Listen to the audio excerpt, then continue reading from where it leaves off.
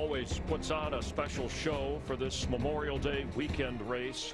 Members of the armed forces and their families, 6,000 strong in attendance in every part of the globe, wherever they've been, wherever they are now. We honor their service. We take you trackside. Ladies and gentlemen, at this time we ask that you please rise and remove your hats.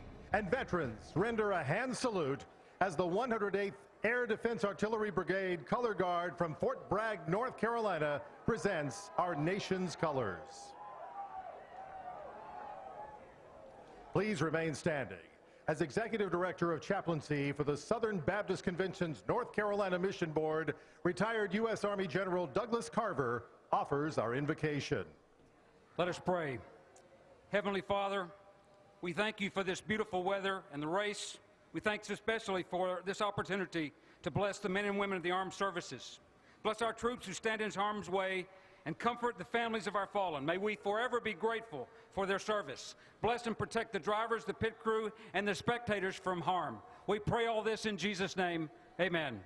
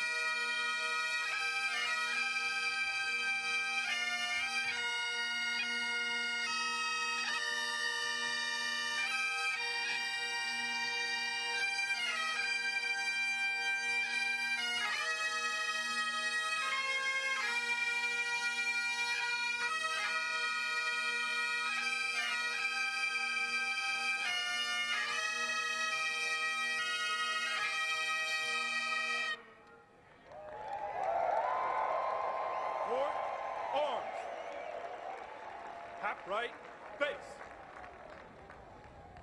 Ready, aim, fire. Ready, aim, fire. Ready, aim, fire. Half left, face. Present, arms.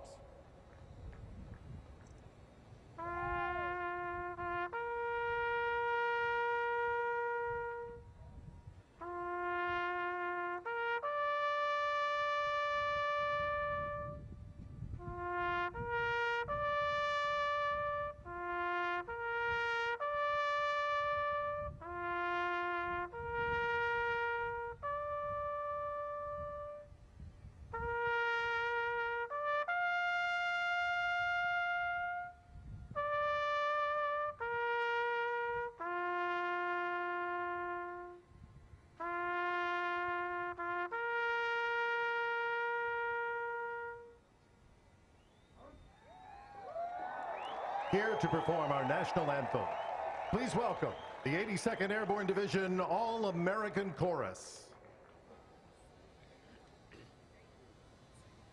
Oh, say, can you see by the dawn's early light what so proudly we hailed at the twilight's last gleaming, whose broad stripes and bright stars through the perilous fight o'er the ramparts we watched were so gallantly streaming, and the rocket's red glare, the bombs bursting in air, gave proof through the night that our flag was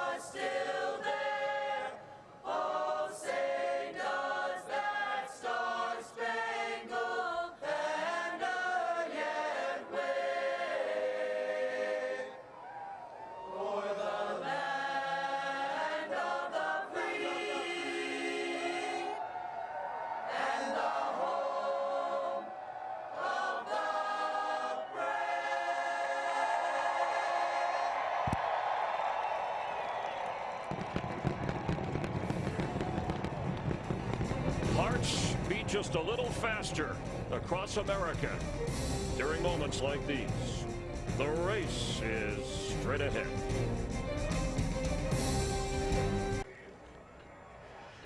Aerial coverage provided by Goodyear, proudly supporting our military for 100 years. Show your support for our troops at Goodyear.com. Goodyear, the official tire of NASCAR.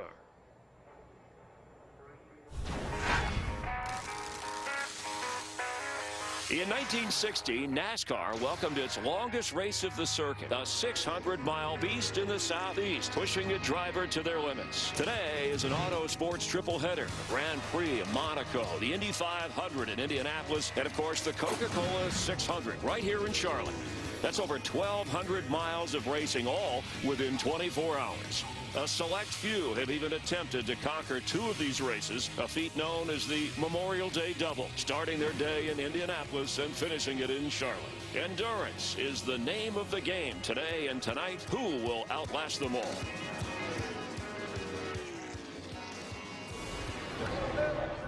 I know it's hard for me to think of it that way, but you're right. Well, let's end it the way we started it. That's right. That's right. Jeff Gordon, who's won this race 3 times, a 4-time champion in his final season as a driver with owner Rick Hendrick, and emotions running high as drivers get ready for the ultimate test of endurance. 2 hours of daylight, maybe into 2 hours of under the lights. Constant adjustments for the drivers to try to get to 600 miles and be the one out in front. And you could just feel the tension down on pit road. These guys know they're going to have their hands full early in this race with the sun out, and they've got to adjust those cars to have them just the way they need to be when it's dark late in the race. Matt Kenseth on the pole with Joey Logano starting up front. Let's go back trackside to J.D. Croce, CEO and president of the USO, to hear those famous words in racing. And now, please welcome special guest, USO President and CEO, J.D. Croce.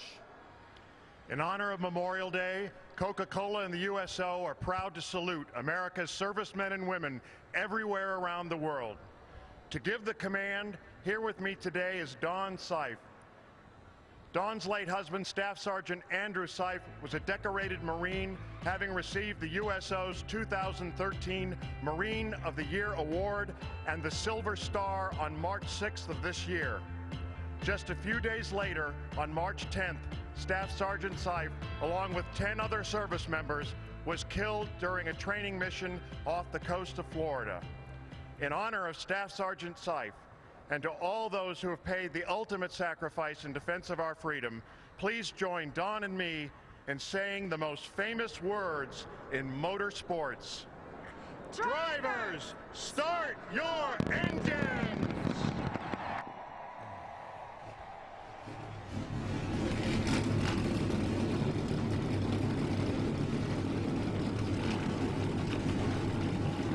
A day that began in Monaco, went to Indianapolis, and is coming to a dramatic conclusion here at the Charlotte Motor Speedway. Let's bring in the men who will be calling the race. Darrell Waltrip, Larry McReynolds, and Mike Joy. Gentlemen, the stage is set for one of the most special nights in racing.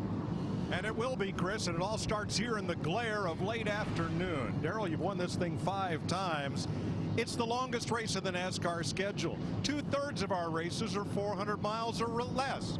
None are more than 500 miles. What makes this such an endurance test? Well, first of all, I don't worry too much about the cars. They're pretty durable. The drivers train for this event. They hydrate up and get ready for this event.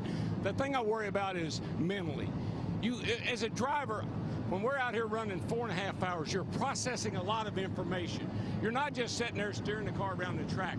There's things that are going through your mind. You're like a computer. You're computing things. You're thinking about things. You're talking to your crew. You're talking to your spotter.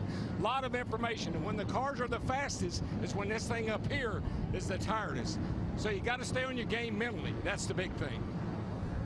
Larry, we'll end this race late at night. We all know the night time is the right time. Whoever's fastest in the closing laps is likely to win. But what about this first daylight segment and then the second 200 miles around dusk? Yeah, I mean, you can't afford to get too far behind, but you don't want to get over anxious and aggressive with too many adjustments early, because this race will end at night. And what supports that, Mike, is if you look at the 9 past winners of the Coca Cola 600, 7 of them never led a lap until the sun went down. So you got to be right when you're at the end of this race. The nighttime is the right time. About time to get this party started on the weekend of the most solemn of America's holidays. You're watching NASCAR on Fox.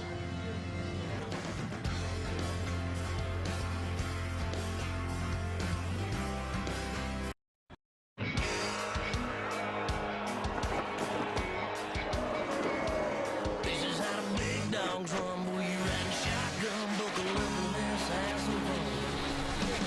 Riding down the highway, sideways, running from Mojo.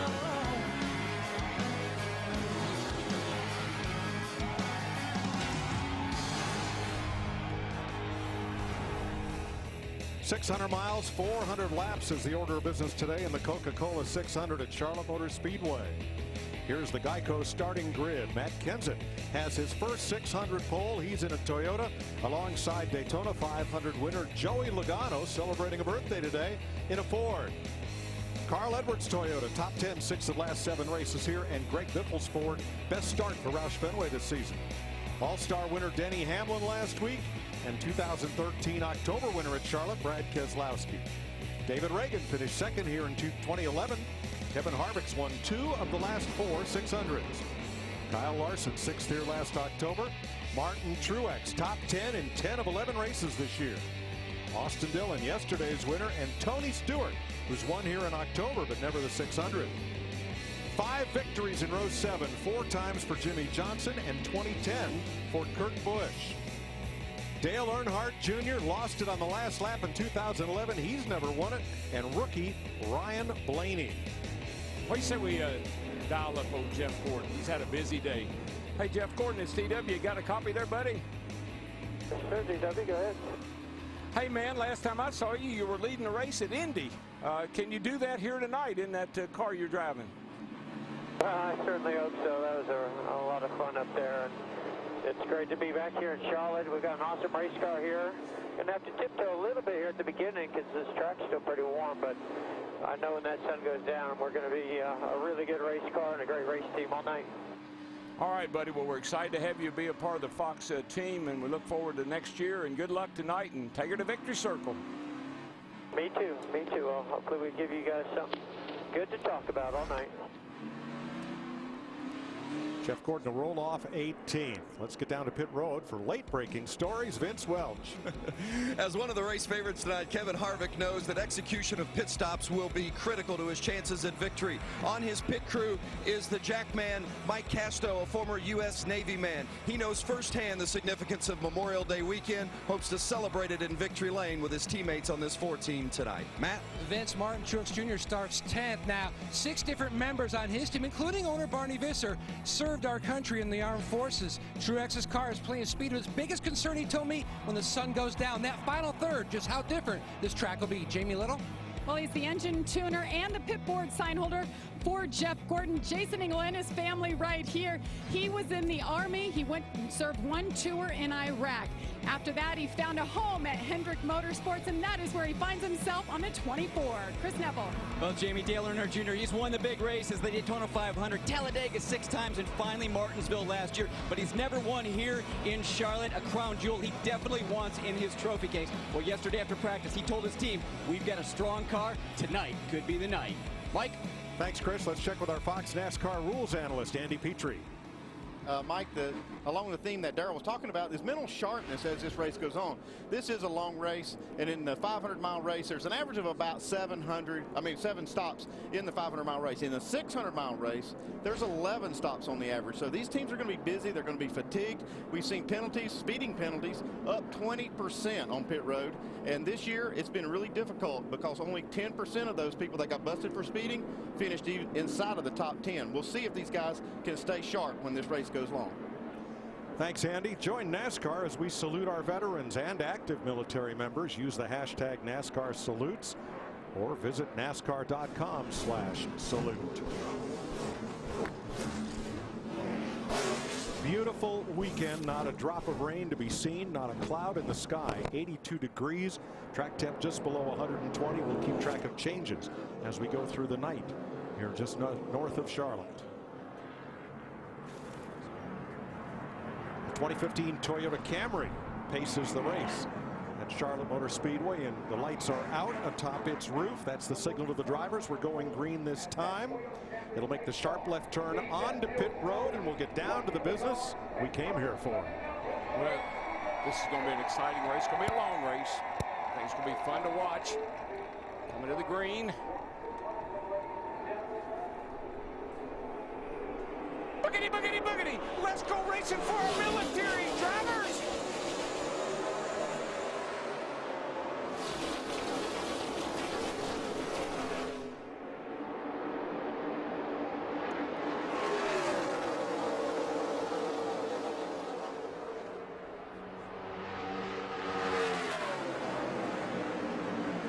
Kenseth shoots ahead in turn number 3.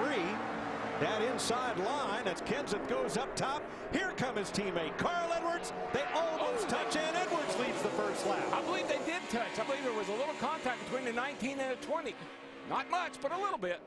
Matt Kenseth in that 20, he's not going to give up. He went to the high side through 1 and 2, side by side down the backstretch. Well, there's nobody in the field right now that wants to win a race any worse than that guy in that 19 car. Carl Edwards, he's looking for a win tonight. This time it's Kenseth who packed it into turn 3 on the outside, into the shade, exiting turn 4. Edwards comes back on the bottom and leads again.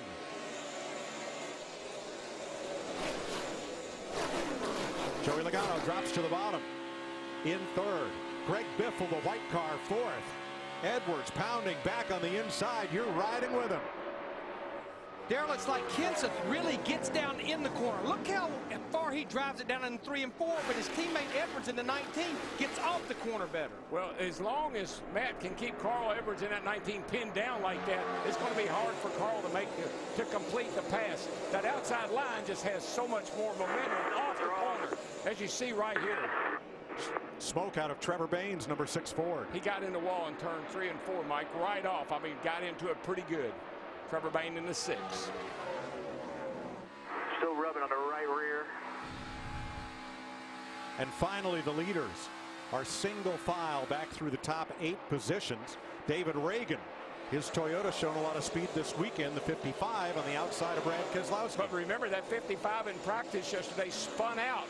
The car was loose, and I think the car is still a little loose. Watching him through 3 and 4, looked like he had to chase it back up the hill a little bit. Biffle might have gotten the wall coming off turn 2. He's slow down the back straightaway, and Hamlin takes advantage to the inside. I'm not sure if Biffle's Ford touched the wall or if he just slid way up the racetrack and had to get out of the throttle. Yeah, Larry and I have been talking about Biffle's car. They have speed in that car for the first time, but I believe, Larry, he might have a little right side damage. Yeah, he's had good speed, but just couldn't maintain on the long run. There you see Kyle Larson in that red 42. He's going to take that 5th spot away. Larson started 9th. Martin Truex in the black 78 Chevrolet started 10th. Now battles and takes 6th place. I tell you, this track right now, I don't care how good your car is, this track right now is a handful. She's hot, she's slick, she's mean, and she's hard to get any grip on. Jimmy Johnson in the 48, up 1 spot from where he started. None of the 5 Hendrick Chevrolets in this race cracked the top dozen in qualifying. I don't think we'll know how good those cars are, the Hendrick cars, particularly Jimmy Johnson, until we get halfway. That's when we'll find out if they got anything or not. Ricky Stenhouse up 7. Kyle Larson's got a good car early. Casey Mears as well. But Darrell, this track is in an interesting configuration right now because you get in the shade when you get into turn 4 and you stay in it until you come out of turn 1, and then 2 in the backstretch and 3s in sunlight. And that sun beaming down on that 3rd and 4th turn makes it slick. Kevin Harvick moves up to 7th. Now Carl Edwards riding 2nd. Had this to say. Ryan, I got to clean the bottom of my foot off before I get in the car. My pedals my feet are stuck to the pedals. Good form. I just hope it's that right one and it's stuck to the floor. That's where it needs to be, bud. But Darrell, I think what happened, they had these cars staged along the pit boxes. And we know teams like maybe yesterday in the Xfinity Series put some things down, even like Coca Cola for traction. Probably some of that was still there when he got in the race car. Just got a little too much grip in that right front, on that right side shoe. He'll work it out. 9 of 400 laps complete at Charlotte Motor Speedway. Pole sitter Matt Kenseth in a Toyota leads.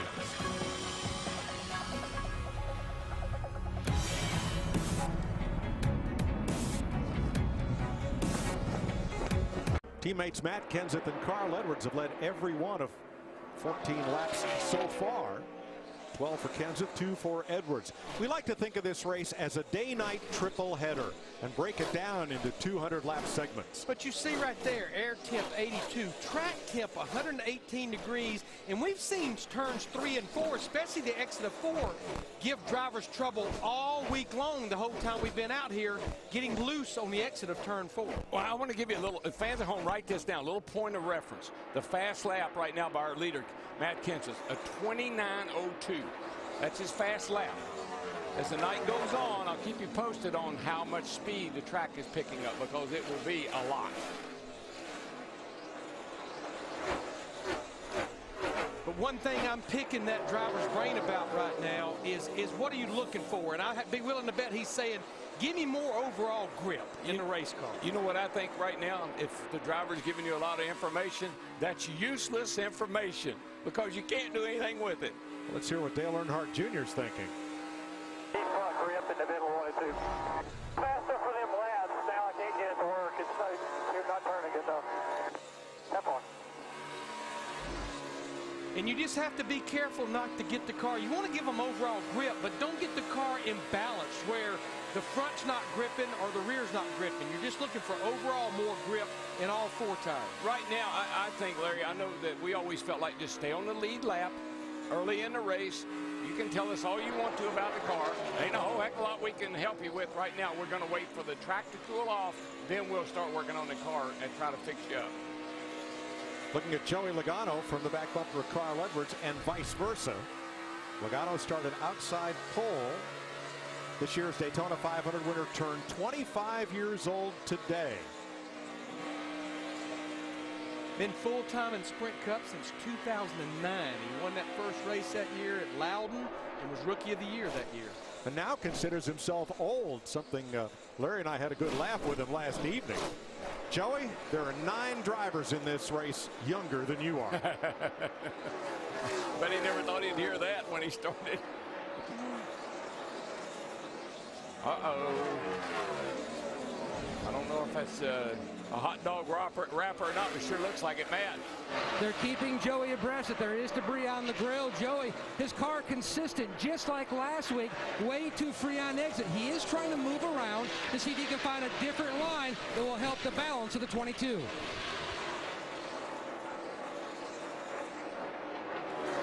I think he can make it to the competition yellow, don't you, Larry? 4 more laps at lap 25. I believe she'll be all right. Well, let's see. There was a car at Indy with sticky fingers, a Rolling Stones car. We got a driver with sticky feet. Jamie. Yes, he does. He's running second. He keeps talking about it, and this is what he just said on the radio about the upcoming pit stop. The throttle pedal's really screwing me up. I don't know if there's a way to get some sort of cleaner or something. I'm trying to clean my foot off. Well, we'll get you a rag with some brake clean on it to hand to you there.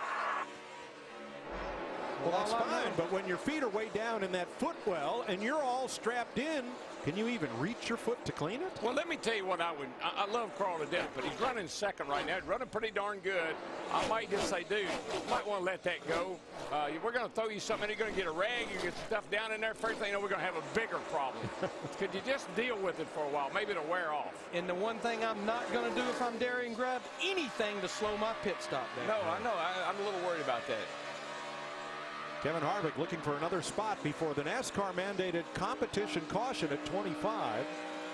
Now this came as a bit of a surprise to the teams when it was announced at the drivers meeting, but it seems that the track washed down turns 1 and 2 overnight, and that will change the grip. So NASCAR is going to throw a caution here in one more lap so teams can check tire wear. Vince? Well, Harvick right now battling for that 5th spot with the 78 of Martin Truex Jr. Seeing just sneaking back behind the 78. No complaints from Harvick for the car as of this point. As you guys said, nobody's really completely pleased with it in the sunlight, but no major issues for Kevin. This is this very similar setup to what they ran at the All-Star race. Mike, I'm not sure that in the Xfinity race yesterday there wasn't a blown engine or something that maybe put something on the racetrack that they were concerned about and they wanted to wash it off.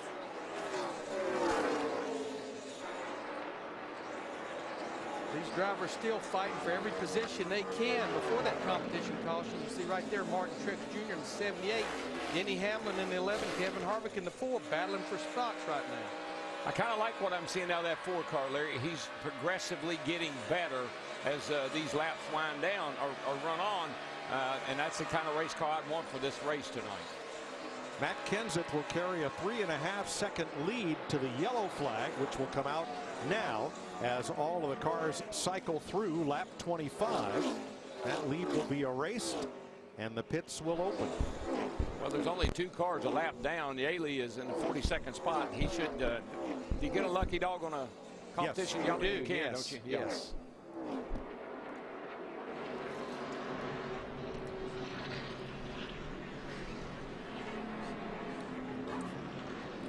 Pit crews getting ready for the first of, on average, 11 stops they'll make tonight.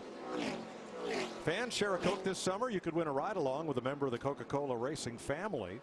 Find a Share a Coke with a member of the Coca Cola racing family's name and you're on your way. Well, for details, go to shareacoke.com/racing. Mike, I don't know that I see any strategy here. 25 laps, that's halfway through a fuel run. A fuel run here in Sunoco race fuel about 50 to 54 laps. I think this will be 4 tires for everyone and fill it up with fuel. Yeah, because Larry, I mean, I know the other night we saw Keselowski take 2 tires and that worked for him, but they were running short races. Short runs. Tonight, you got to make it's a long haul plan here.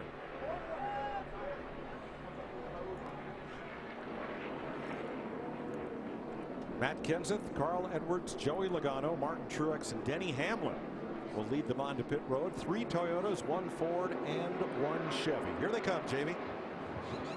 And Carl Edwards, remember that talk about the sticky feet. They're actually going to attempt to hand him a rag through the window with cleaner on it so he can reach down somehow and wipe his feet off. And meanwhile, they are going to make some changes to that car. They're going to make a wedge adjustment, air pressure, and 4 tires to stay ahead of it. You can see the onboard.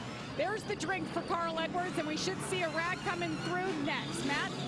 And Truex made up 6 spots. His car, though, too loose on throttle. They're going to make a chassis adjustment. You just saw completed. Meanwhile, Logano, his issue was the same. Too free on exit. And then Kenseth, they're putting the fuel in the car. His issue was on the exit of 2 and the entry of 3, mainly due to the sun. The car too loose. Kenseth, Logano, Edwards, they come off pit road. I watched Denny Hamlin then at 11. He got blocked in a little bit by Mike Lynette, the 46. That ends the competition. Caution. Green flag coming up.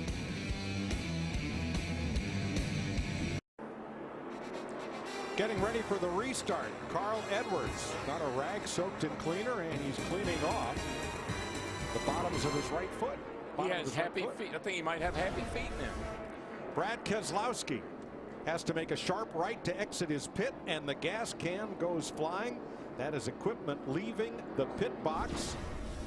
And Keselowski will restart at the back. More on that after the restart. Now, Brad came in 7th. He was the fastest car on track 2 of the last 6 green flag laps.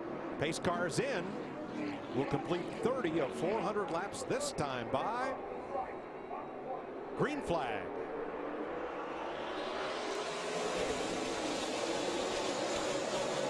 One thing, that 22 got him a nice restart right there. Kenseth chose the outside, but the 22 of Logano got the jump. Carl is down on the bottom right there, and he's holding everybody up at this point.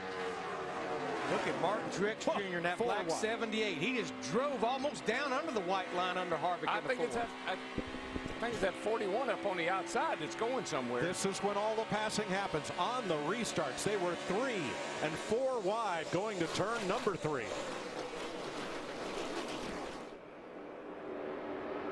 Look at him fan out from 4th on back. Kurt Busch in that 41 car back there, I mean, he is on a mission right now. He's going down. Kevin Harvick pushing him. Reagan, Busch, Harvick, are they going to enter 3 wide? No, because Harvick wisely backs out of it. Good decision. Good decision. I tell you who else is coming up through there. Jimmy Johnson in that red, white, and blue number 48. Started pretty deep in the field. He's already cracked the top 10 in 9th. He's up to 9th, and Kyle Busch right behind him in the 18. Started 13th. He's up 3 spots. Hey, I just always think back to Atlanta and Kansas, tracks where he has won. Sometimes we don't think much about or talk much about Jimmy Johnson until we get deep into the race. 4 cars under a blanket off turn 4, and on the right, Jeff Gordon up to 12th. You know, a lot of that's nice work in the pits too. The pit crews are really helped these guys kind of past a few cars in the pits. So, and now they're taking advantage of that what the pit crews have done for them. And that's the case for Gordon. He started the race 19th, restarted 14th. He's up to 12th.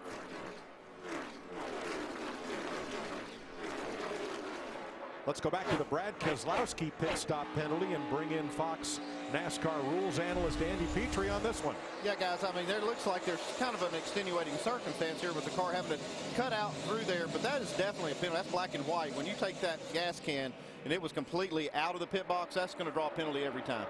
Here's what the pit road officiating system saw. That can going over the wall, freezes it. A NASCAR official reviews that and calls it upstairs. They rule on it as a penalty or not. I think if he hadn't had to swing the car out the way he did, that would not have happened. I think I might have taken that into consideration, but the rule is the rule, and he broke the rule. So I guess that's the penalty. Keselowski has picked up 8 spots since the restart. Teammates battling again. This may be a familiar refrain tonight. First it was the Gibbs Toyotas. Now it's the Hendrick Chevys. 24 and 48, Gordon and Johnson and Biffle's Ford, the 16, right in the midst of it. Oh, yeah, you know, you don't mess with the Biff. When he's got a good race car, he'll lean on you if he has to. Always thought Biff was one of the most aggressive wheelmen that I've seen drive a race car, and he'll drive that thing as hard as it'll go. There, you got to give a tip of the hat to these Gibbs Toyotas, too. Hamlin second, Kenseth third, Edwards fourth, and our friend Kyle Busch in 8th. All 4 cars in the top 10. Yeah, we actually have 5 Toyotas, including David Reagan in the 55 and 9th, 5 in the top 10. Exactly. And the reason we mention that is because, man, they came over here with some steam, baby, and they've been showing it. One driver having a little tough go early is Dale Earnhardt Jr. Chris Neville has the nationwide Dale Jr. performance report. That's right, Mike. Dale Earnhardt Jr. so happy yesterday with that race car. Well, a bit frustrated in these opening 40 laps here, saying that car just very loose. So a lot of adjustments on that last stop, but problems changing the tires on the right side of that car. He lost 10 spots here in pit lane. So it's going to be a long night for that car, but I'm sure as we've seen Dale Earnhardt Jr. on the mile and a half this year, I'm sure he'll work it back into the front. Well, he has gained 5 of those positions back since the restart. Well, he came in 14th. He went out 26. But if you're going to have trouble, if you're going to have issues, have them now, because you got a long time to be able to overcome it. Juan Pablo won the race today. He was all the way back to 30th at one point in that race at Indy. Joey Logano out in front. What did he say, Larry, last night? Starting second, he says, I've only got 1 car to pass. And he was pretty confident when he said that, too. 18th place. Ryan Blaney. The rookie, Ryan Newman, the veteran. Right behind him, Jamie McMurray, who might have some issues. Matt? Mike, the car was tight that first run, but the bigger concern was when the race started, the radio keyed open. It finally closed, but they didn't want to take a chance. They went to the backup radio inside the car, and instead of swapping out and handing him a new radio through the window on that last stop, they just handed him a battery.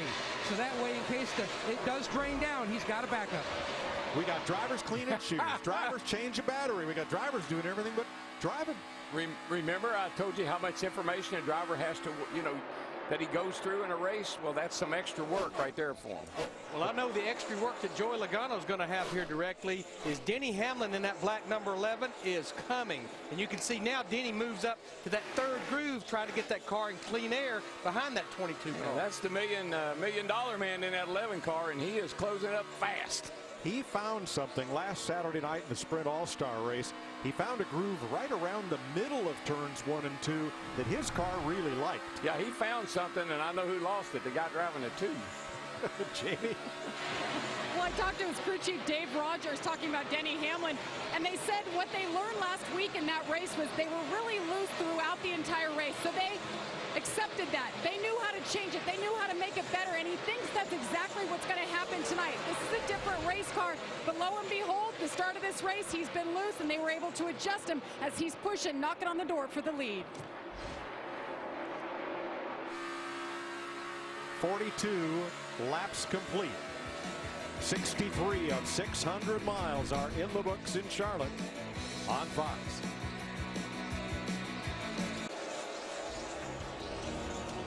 Welcome back to Charlotte Motor Speedway. As this weekend we honor our nation's military past and present for their service and their sacrifice. It's Memorial Day weekend, and we are proud to honor them, as we are to entertain you with stock car racing's longest night. In 10 laps, Denny Hamlin has gone from 0.6 of a second behind to 0.6 and now 1.3 seconds in front of Joey Logano. Just sets him up here. Denny's got that nice high line working. There's so much speed when you get up there, you get back in the gas, you get that run off the corner. It looks like Joey led him by. Trust me, he didn't. Just so much momentum around the top of this racetrack when your car is working like that. Yeah, it was about 8 to 10 miles per hour difference over there in turn 2 when he made that pass. And Denny Hamlin trying to become just the 8th driver to win the Sprint All-Star race and the Coke 600 in the same month of May. DW was the first driver to do it back in 1985. Last week his pit crew won in the race. Tonight is Carmike. Here are the drivers who have won the All-Star race, which originally was the day before the 600 and then became the week before. They won both in the same year. 9th place, David Reagan's Toyota, Austin Dillon's Chevrolet. Oh, we've got a long way to go, but this is probably one of the best runs that Austin Dillon in that 3 car has had this year. Won the Xfinity Series race. Y'all talked about it in the pre-race. The 10 drivers that did the double duty.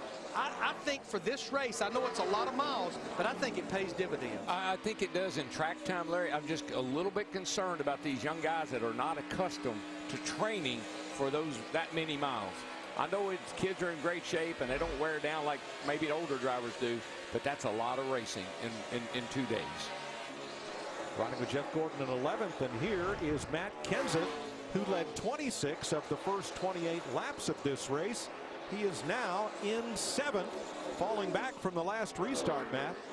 Mike, the first run, Kenseth said the 20 car was too free on throttle. They made some slight adjustments, but this run, he said it's almost like flipping a light switch. The car is so free, it's a total handful. They were discussing whether there was debris on the grill. I'm sure that piece of paper on the grill is not helping our loose conditions here. Yeah, I'm almost 5 numbers loose in the turn 3. I can't even get off the bottom. Some changed, just barely free getting in there first run. Just sideways getting in there now. But you know what? That is Matt Kenseth's. That's his style. He led the race when he could. Car was good enough. He led the race when he could, but he's not going to push that car any harder than he's comfortable doing it right now. So slow down a little bit until we can work on it again. Now Brad Keselowski pulling up on Chase Elliott there, had that penalty, had to restart at the back, Vince, but he's moving forward. He is indeed. They've been pretty happy with their car this weekend, but it's interesting, you know, they chose that very first pit box, and his crew chief, Paul Wolf, told me earlier today, we like that spot because we feel like it helps us limit our mistakes. And then what's happened? First pit stop of the day, they get a pit lane penalty. 3rd place battle here. Kevin Harvick around the outside of Carl Edwards. Yeah, I know Paul Wolf and Brad, they pride themselves in being pretty sharp. But that mistake last week in the All-Star race, and then what happened here, you know, right off on the pit stop, they got to tighten up. Now remember that pass you just saw with Harvick making it work on the high side. The other day in practice, we said, boy, maybe Harvick's not so good. His fastest lap in practice was off, but he got into practice later in the session, not when the track was good and fast. And crew chief Rocky Childress texted us and says, don't worry about us. Denny Hamlin under fire for Kevin Harvick, who passed Joey Logano, and now as they approach race traffic, moves underneath looking for first place. Well, there's a log jam just ahead of him. I mentioned there just for that competition yellow, that 4 car looked like he had a car that was really coming in and coming to him over the long run, and that's what we're seeing right here. That car just keeps getting better and better, and he's going to take the lead. Brett Moffitt moved aside. Now they work their way past Michael Annett. Okay, well, he's going to challenge for the lead. Traffic was a factor. As now, Harvick forges ahead. Yes, he's going to use the next lap car as a pick. Got to pick. But Darrell, what I like about Kevin Harvick's 4 car, he seems like he can run it anywhere on the racetrack he wants to run it at either end. Around the bottom where you see him right there, or right up against the wall. Yeah, he went from 4th to 1st in 9 laps. He's coming.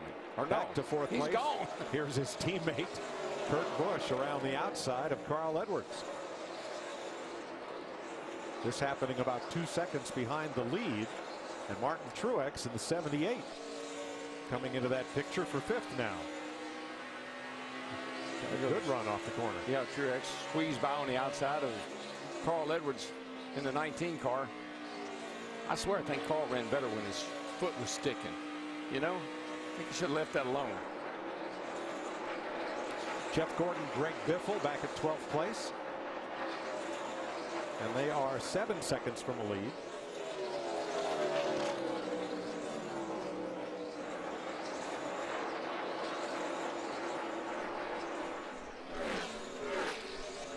Kevin Harvick has now led in every one of the last 10 and this 11 straight races.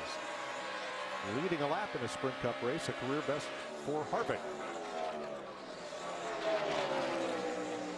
Chevy, Toyota, Ford. Joey Logano keeping close tabs now on Denny Hamlin for 2nd, Matt. Mike Logano's crew chief Todd Gordon told me this morning his biggest concern, the first third of the race while the track was still very slick and in full sun. That's Logano's problem. The car is too free. He'd like to venture up where you see the 11 car of Hamlin running, moving up to the high side to pick up more speed, but he can't. The car too free. Well, sundown in Charlotte doesn't occur for another hour and 25 minutes. Gradually, this track will take on more shade as the sun goes low in the west, and the grandstand blocks it from the asphalt. Lap speeds have not changed much. Our leader right now, 29.14. Remember, we were right around a 29 flat early on in this race, so we still got a ways to go before these speeds pick up. So as the odometer hits 100, here's the state of the race. Kevin Harvick, the leader, 36 cars on the lead lap at 100 miles, 67 laps. And we should be closing in on green flag pit stops in about 10 to 12 laps, somewhere just north of lap 75. David Gilliland goes a lap down. His 15-year-old son Todd won a big ARCA race in his debut. And David carrying on his windshield strip the unknown soldier. Every driver in this race memorializing a serviceman or woman. Many of them lost to the line of duty, and a number of those servicemen and women's families being honored here today by the teams that are carrying those legends on their windshield. And you can read all of the bios and photos of those service people at foxsports.com. 70 laps complete. 74 laps complete. Green flag pit stops begin with Dale Earnhardt Jr. Chris? Well, Dale Earnhardt Jr. about 10 laps ago started to complain that he had a vibration in the car. A number of races this year, he has had a vibration, but it was more drivetrain. Right now, he was thinking it was more a loose wheel. Other than that, he said the car getting better over the course of the run. Tell you one thing, he was rim riding. There was no one out there any close to the wall, and he was. All right, Greg Biffle on pit road. Here comes Tony Stewart as well. And these are scheduled stops. Chase Elliott in as well. Jamie? Matt Fuchsia calling the shots for the 16 at Greg Biffle. Been really happy with their car all weekend. Air pressure and wedge adjustment just a little bit tight off. Wants him to turn just a little bit better. And most of these drivers that are pitting right now were drivers that were really getting behind and actually on the verge of getting lapped, so coming in a little early. Kurt Busch battling for third with Denny Hamlin as Cole Witt, Ryan Blaney hit pit road. Danica Patrick done with her service, and the left rear wheel was loose on Dale Earnhardt Jr.'s car, as he had called in by radio some laps ago, but he rode it out until he could make a scheduled stop. That pit crew, they're going to have to tighten up. They've had some issues on a number of occasions. Ricky Stenhouse, Martin Truex in, Michael McDowell, Casey Mears, and a whole lot more. David Reagan, here comes Jeff Gordon, Kyle Larson. Matt. Truex working on his first top 5 here in Charlotte in the Sprint Cup Series. He wants to reverse the last adjustment they made, which was wedge. The car just needed to be much tighter on entry, especially into turn 3. Jamie? Well, Jeff Gordon really likes his car everywhere but in the sunshine. You're going to see the adjustment there, but once the sun goes down, expect that 24 to get better. They're pushing a spring rubber in the car for Jeff Gordon and 4 tires. Here come Joey Logano and Denny Hamlin from the top 3. Jamie. And Denny Hamlin, the car started off pretty well. Now it's loose and a little bit tight in the middle. He used his track bar on board already, and that did help a little bit. Meanwhile, the 19 of Carl Edwards, you saw the tear off there. A 4-tire stop, little loose in and off the corners, Matt. Joey Logano is in. Matt Kenseth is in. Both drivers called for chassis adjustments. Logano's stop is complete. The 20 of Kenseth way too free. The same for Logano, Vince. Kevin Harvick was a little bit loose off, but then it turned tight through the center. 4 tires, a slight air pressure adjustment, only changes. Matt. And the 41, Kurt Busch, he made a lot of gains running the bottom, especially down in turns 3 and 4. He wants to keep doing what they did last time, and that was an air pressure change in the front of the 41. And look how things cycle around. Brad Keselowski, who had the penalty on his pit stop, is now the race leader. Yeah, but he needs a caution. Yeah. I'm not so sure. Almost looked like he was trying to get on pit road right there, Larry, and I think he might have missed pit road. Well, he needs to get on pit road because you can see right there the difference in 50-lap tires and brand new tires. Pitting, good time. Pitting, good time. Breathing room out. Landon Castle now second, Alex Bowman third. They also need to make pit stops. Look at the speed differential. David Reagan with fresh tires. Brad Keselowski's are worn, and he needs to get to the pit lane. Got her down in there that time. Looked good. Nice fast entry. Right on the money. And the first pit stall, Vince. Well, the 2 of Brad Keselowski need to have a smoother stop this time than they did the time before when the gas can got out of the box and they were penalized. The car's been running a little bit hot. They've been keeping an eye on that, but this is just a 4-tire change. No other changes or adjustments for Brad Keselowski. So we cycle back through to Kevin Harvick as the leader. He had a 3.5-second lead over Joey Logano prior to stops. That lead has now been chopped in half by tonight's first round of green flag pit stops. As Kevin Harvick leads at lap 87, Sprint will cut your rate plan in half. Bring them your Verizon or AT&T bill and your old phone, and they'll cut your rate plan at a Sprint retail store or sprint.com/half price. Those 2 drivers, Kevin Harvick, Jimmy Johnson, have combined to win the last 7 races on tracks this size. And Kevin Harvick, when Jimmy Johnson won, Kevin Harvick in that 4 actually finished second to him. Now, we always like to break down green flag pit cycles. And what this is the 2 laps, including the driver, coming to pit road and the pit stop. And you can see right there, through that cycle of stops, Jimmy Johnson and that 48 team led by Chad Knaus, they were the quickest of all the teams. Right now, Jimmy's back in the 13th position. Always wonder about drivers who stay out late in a green flag pit stop cycle and what that does to them. Brad Keselowski ended up losing 5 positions due to the 3 extra laps he stayed out on worn tires compared to the leaders. The other big loser during that cycle, Jeff Gordon. Spin, turn 4, Jimmy Johnson. And we have seen this movie before, where he spins in turn 4, doesn't hit anything, Keep going. and caution is out. Continue. Leaders at 3. Looked like Kansas all over again. Now he will stay on the lead lap. You heard Earl Barbin, the spotter, tell him the leader was in turn 3. So he was running 13th when that happened. Came down pit road, did not stop. He should be able to stay on the lead lap. I think you'll watch him. He just gets in a corner here and he just sees the back end start to get loose. You see him here starting to step out. And he says, oh boy, keep it out of the wall. Stays in the throttle. Keeps those rear tires spinning. And aims it right down pit road. Release and go. This fella, of all the Sprint Cup drivers, has the most amazing control of a sideways car. For a lot of drivers, they get right about to there. They're going to hook it right back into the wall. But Johnson is just amazing at avoiding further damage when things go wrong. But you can see, Mike, you see the rear tires out there smoking? That's not because he's got the wheels locked in. He's working the gas. He works the gas to brake, to get the car to slow down first, but not back up in that fence and then drive it out of there. And that's exactly what he's really good at. We saw him do it at Kansas. We saw him do it maybe not so good in the All-Star race, but that's a hard car to drive right there. So Johnson was speeding down pit road as that happened. And pit road is open. They were just in a little while ago, Vince. Kevin Harvick really likes the way his car is right now as the sun is just starting to set. Rodney Childers, the crew chief, told him we're going to have some 2-tire stops here. They expect on pit road just 2. They're going to make it 4 for the 4. Matt? A mixed bag of strategy on pit road. Now keep an eye on the 22 of Logano. They're pitting second box to the exit. They're going to go 2 tires. Meanwhile, the 78 of Truex, his car made gains. They're going to go 4. And Kurt Busch, Cody Gibson made the call to go 4. Said some may go 2, but we're much better on 4.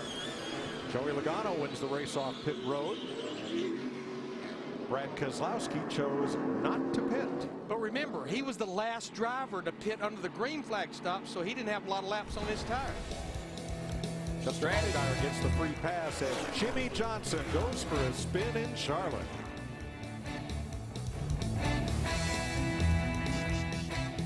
Getting ready for the restart, let's take you to the spin cycle of Jimmy Johnson beginning 2 weeks ago at Kansas. We rode him off. Right here, we rode him off. Larry and I both did. We went to victory lane. And then last week, Saturday night in the Sprint All-Star race here, getting into the wall at turn 2,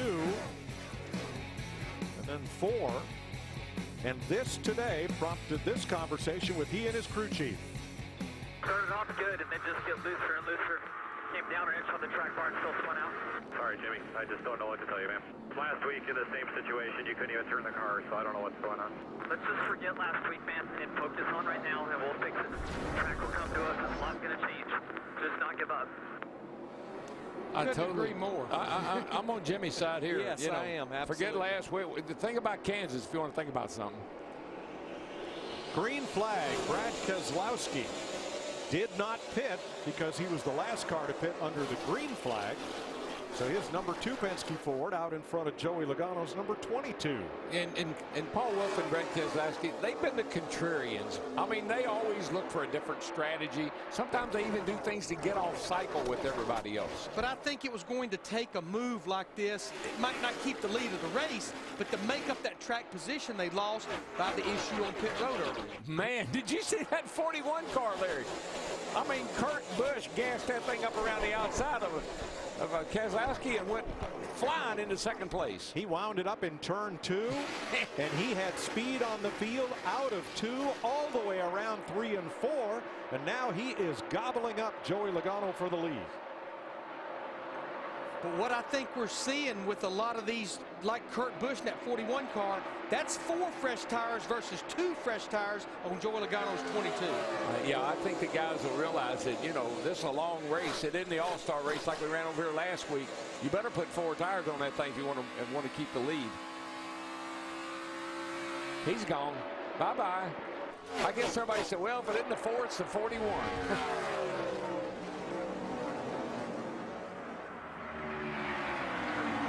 You know, Mike, Darrell, Kurt Busch, of course, missed the first 3 races of 2015, but they moved Tony Gibson and that 10 team over to Kurt 3 races to go. The end of last year, they have 11 consecutive top 15 finishes working together as a team with Kurt Busch. You know what I like about Tony Gibson? He's old school, and he doesn't take any crap. I mean, when Kurt mouths off a little bit, Tony's right there to say, we're not going to put up with that young man. Second place, Martin Truex inside of Logano. Picks up a spot. One thing I like about Kurt Busch is he understands that 80% of the racing here tonight is on restarts. He went from 6th to 1st in 3 laps. He did, but I tell you, I watched that 78 before that caution. He was closing down our leader at that time, Kevin Harvick. Watch old Cole turn number 78. He's coming, baby. Last lap, Greg Biffle, Kyle Larson at about 12th place. Let's have a little drag race. Whoa. Or he's trying to snatch that second spot away from Mike. Got a little busy down in there. Carl stuck his nose down underneath 16 and looking at the back bumper of the 42 now. Larson holds on to 11th place there. Denny Hamlin now in 7th, Paul Menard in 8th. On an earlier pit stop, Menard was blocked getting into his stall by a car coming out, so he's rebounded nicely from that. Restarted in 9th and has picked up 1 spot. Dale Earnhardt Jr. is flying. He restarted 16th. He's gained 7. And remember, he said before the loose wheel pit stop that he liked his car. He liked the way it was driving, he liked the way it felt, except for the loose wheel. Had to get that fixed. But they made up a lot of track position by being one of the first drivers to hit pit road during those green flag stops. Went with 4 tires again on that pit stop.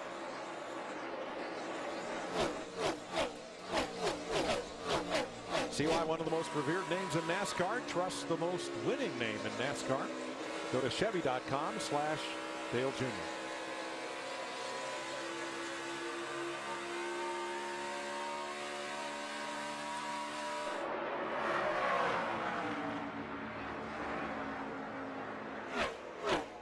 Jeff Gordon mired in 25th place. Right now battling Tony Stewart. He's dropped back quite a bit. He's now 10 seconds off the lead right there. Jamie.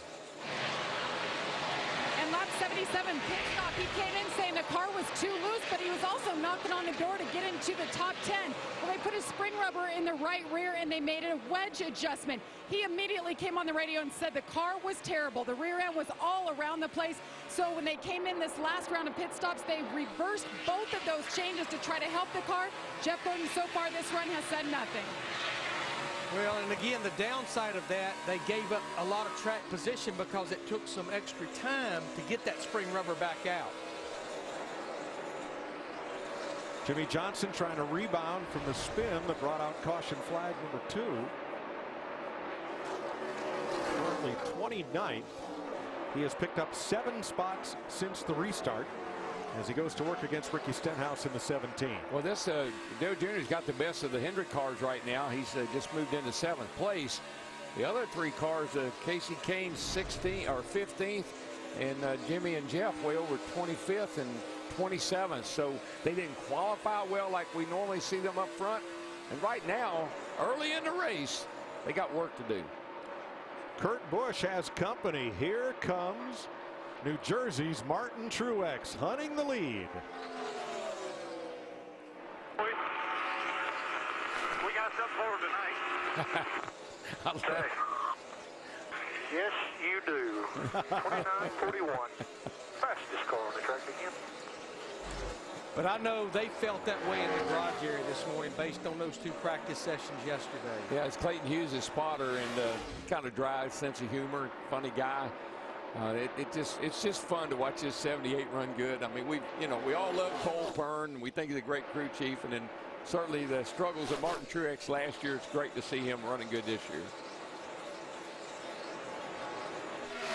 Martin actually got his very first career top 10 finish in Sprint Cup here in a year that he was not even running the full schedule. 10 years ago in May of 2005, he was still running full time in the Xfinity Series. Well, remember, Larry, that 78 car dominated Kansas. I mean, that was a car we thought would win the race, and then they had a little issue at the end of the race, had trouble in the pits, didn't get everything just right, came out and still got a top 10, but you know what car that is? same car? Kansas car. Yeah, but well, it's acting like it. And you know what? I think that was a good lesson for Cole Pern. They made some mistakes in the pit, but I think they learned from them, and hopefully they capitalize on it. Yeah, on the last pit stop, Truex came in. They gave him fuel, but in the time it took to take fuel, you could have put on 2 tires, and they chose not to. He didn't go to victory lane. Kurt Busch and Martin Truex 4 seconds out ahead of Logano. You're watching the Coca Cola 600 on Fox. Kurt Busch is your leader here at the Coca-Cola 600, 114 of 400 laps with Michael Waltrip, Chris Myers. Time for a sprint race break. And moments ago, Jimmy Johnson, who's the all-time winner on 1.5-mile tracks, who's won here more than any active driver, Michael, and won here last year, had the spin out the radio communication. We know that his crew chief, Chad Knaus, they've been working together for a long time, but it didn't sound too warm and cuddly. No, and they've had a lot of success together, and if I'm Jimmy, I'd take that role. Come on, Chad, forget last week. Let's go. And he's rebounded already, Chris. He's driven inside of the top 25, past Jeff Gordon just a couple laps ago. It's a solid car, even despite the looseness. You see Kyle Busch here. I'm sorry, Chris. Yeah. He is a car I'm watching because he's a top-running Toyota.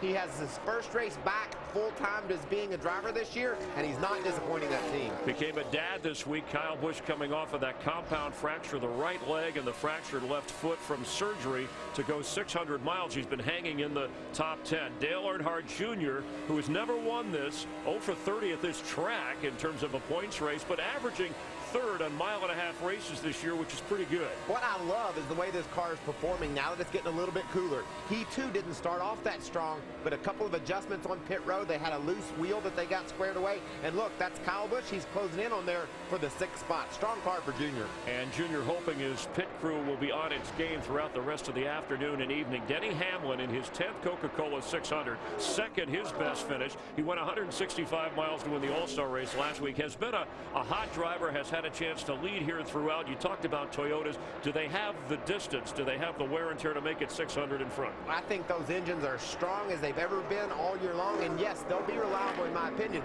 Denny's falling back though. He led early, dropped back to 10th. Now that's a concern, Chris, because if the track is changing and you can't keep up with it, you could just keep on falling back through the field. Joey Logano currently third, has led 17 laps, the Daytona 500 winner, and a chance to win for Roger Penske, who had the winner with Juan Pablo Montoya at the Indy 500, and Penske has never had the Indy 500 winner and Coke 600 winner in the same day. Look at the eyes of Joey Logano. Can you imagine 4 hours, 190 miles an hour? Look at that level of concentration. That's what these guys are going to fight. They're going to go from sunlight to dark. They're going to go that extra 100 miles when they run out to 600 miles. This is a tough race. You can see the intensity on Joey's face. And at age 25, he's got a lot of energy. Let's check in with Matt Yoka. Chris, drivers use various techniques in the day-to-night races trying to battle the sun. Many use the tinted tear-offs. Joey Logano uses a light reactive shield, which actually turns from dark to clear in about 3 seconds. But Denny Hamlin, he's gone to probably the greatest length. Over the year, he has been trying different helmet visors made at the shop, starting with a CAD program and utilizing the rapid protected prototype machine. The team designed and made a carbon fiber visor that dips down on the right side because he tries to look through the left front corner of the windshield, and so he likes to have that right side blocking the sun as much as possible, especially here at Charlotte coming off the corner. Thanks, Matt. And that's your Sprint race break. Sprint will cut your rate plan in half. Bring in your Sprint or Verizon or AT&T bill, and we'll cut the plan in half. Go to a Sprint retail store or sprint.com/half price. 125 laps complete in Charlotte. Here are tonight's Ford EcoBoost track facts. First Ford win in the 600, Nelson Stacy drove a Ford victory in the third year of this race, 1962. And 3 years later, fearless Fred Lorenzen, NASCAR Hall of Famer, the Elmhurst, Illinois Express, won both the May and October races at Charlotte from the pole, 1965. Joey Logano, fastest Ford in the race right now, in third place. Over 6,000 members of our nation's military on hand here at Charlotte Motor Speedway as we salute the troops and enjoy 600 miles of racing. Kurt Busch in front of Martin Truex by a second and a half. Dale Earnhardt Jr., the biggest mover in this segment, from 16th to 4th since the restart. Yeah, his car looks really good. He's passed a lot of cars. And he just drove by Brad Keselowski in that 2 car. Brad did not pit that last caution. He's not been on pit road since lap 181. We anticipate that somewhere in the next 7 to 10 laps, Paul Wolfe, Brad Keselowski will be on pit road for a green flag stop. But you watch that 88 car. He has found that extra high line. I mean, right up against that wall, and it's really paying off. A little behind him, 10 seconds off the lead. Austin Dillon having a strong top 10 run in 7th. Jamie? Riding that wave of momentum from last night in the Xfinity Series where he dominated and went to victory lane. And also today they brought a brand new chassis here for the 3 car. They've been happy with the speed, and the last pit stop they tried a little experiment and took right sides only. The car's still handling okay, but he's lost a couple of spots. And I think that's a guy that runs on Saturday that's really helped his confidence right that 3 car. Now you see on the windshield of Austin Dillon, Navy SEAL Chief Adam Brown. He was killed in Afghanistan in March of 2010. Adam placed himself in the line of fire to protect other members of his unit. In fact, the Childress team invited the Brown family to be at the race here today. A number of these service people's families have been honored here at Charlotte Motor Speedway today. Hey, got some kids playing back here. I think the combined age of those 3 is about 60 combined. That's a stretch. It might be. They're young guys. I'll tell you, they got great futures. All 3 of them do. Right now, they're all battling inside the top 20. Ryan Blaney in that 21, him and Jeremy Bullins, they were one of the 6 drivers that changed just right side tires at last stop. Chris? Well, Chase Elliott having some challenges tonight with radio communication. The team is able to hear him, so they can hear him talk about what's going on with the racetrack. But his crew chief, Kenny Francis, not able to tell him anything. They think it's something in his helmet, so this isn't something where they can just change a radio out in that 25 car. It's not the first time they've had radio issues. I think Martinsville, the first part of the race, he could not hear his team, if I remember correctly. That is exactly Some of the gremlins you have with a team that doesn't run every week, you know, things like that kind of pop up that you don't expect. Brad Keselowski has 10 more laps on his tires than everybody else, Vince. Well, and he's really feeling the looseness of the race car with those tires wearing out. Crew telling him to hold on to it. Also giving him indication, as you guys were noting, that Dale Jr. really flying around the top, letting Brad Keselowski know that his times are decent considering his tire state, but that Dale Jr. is really flying, rim riding through 1 and 2, but Brad just not comfortable getting quite that high. Yeah, Earnhardt's gone from 7th to 3rd in the last 12 laps on his way to the front after restarting 16th. Yeah, he's trying to become the 10th different leader tonight. Only 9 drivers led this race last year. We've had 9 leaders before lap 100 tonight. I think this 47 car Mike just got in the wall and turned 3 and 4. Maybe got the wall a little bit right rear. I'll start looking. And that happens right as we cross through 200 miles. Look at the 47 of A.J. Allmendinger here. Just kind of chasing it up the hill here. This car hadn't been happy all weekend. No, it was really exciting in final practice, so much so that after this, Allmendinger came to the garage and said, just put it up on jack stands and change the whole setup. Second incident a little later on, Larry. They got it a little better in final practice, but he's had his hands full really ever since they unloaded on Thursday, Mike. Yeah, when the car's that bad, Larry, you know you need more than a little better. You need an overhaul. You need to run that thing over to Chip Foose and let him work on it. Jimmy Johnson just went past Allmendinger, and that was close right there. Yikes. And I think A.J. had enough. He's on pit road. Yeah. And now the caution. Got a car in the wall, the 51 car turned 4th. Justin Allgaier, the Illinois driver's been up, and you can see he hit hard. Yeah, he hammered it. You can see that right front's all towed in or bowed in. He hammered it pretty good. Third caution, lap 136. Here's why.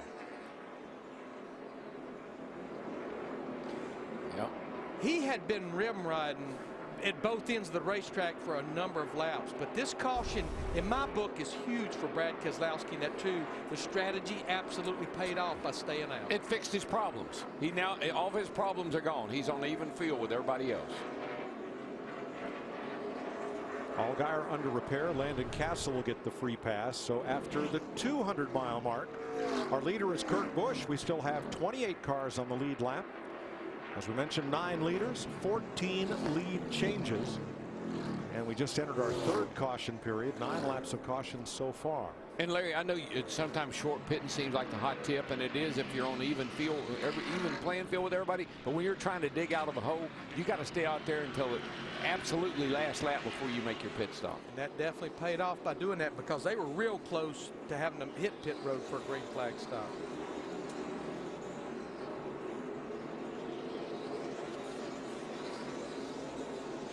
Pace car has the field in tow, and they should open pit road next time around. You hear cars catching up to the pace car that were on the tail end of the lead lap before the caution. You see Brad Keselowski stick his hand out the window like that. Just think about your passenger car. He's putting his hand out there to get some air in the car, get a little fresh air. It just helps funnel a little air in there on him and cool him off a little bit. Get and a cold drink. Yeah, and that he's just kind of cooling himself off, hydrating a little bit, getting ready for the next go round. 28 drivers on the lead lap, everyone getting close to green flag stops. Shouldn't be any strategy here. 4 tires, fill it up with Sunoco race fuel. All right, the green light is on beneath that Sunoco sign. Pit road is open. Vince Welch. Well, Brad Keselowski's had 1 penalty on a pit stop already tonight. Crew chief Paul Wolf reminding the team, let's just get a good solid stop here. It's going to be open entry and exit. Loose on exit is the big issue for Keselowski. Just 4 tires. Wow, talk about a difference in 100 laps. Dale Earnhardt Jr. very frustrated early in this race. The car just way too loose. Now he's so happy with it. No changes. Matt? Kurt Busch thinks the track has taken another swing and settled in. He adjusted with the track bar on that last run. The car a little free, a little tight. No changes for the 41. Meanwhile, the 78 of Martin Truex, the car was a little bit tight on landing, but he said, boys, we have something for them tonight. Kurt Busch wins the race off pit road from Martin Truex, Dale Earnhardt Jr., and Brad Keselowski. 200 miles in, and the race enters its 2nd phase, dusk in Charlotte.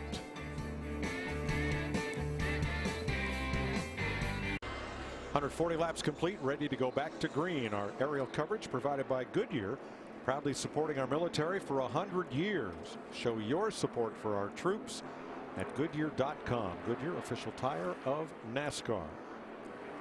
Guest behind Dale Jr.'s pit, Thomas Davis, Panthers linebacker and NFL Walter Payton Man of the Year. Spent some time with Dale Earnhardt Jr. the other day. Dale was giving him rides around Charlotte Motor Speedway. I'm just not sure Dale shared with him how much of a Washington Redskin fan he is. I bet he didn't, but I tell you what he better do. He better get up on his feet, because I'm going to tell you, the racetrack's starting to come to these guys.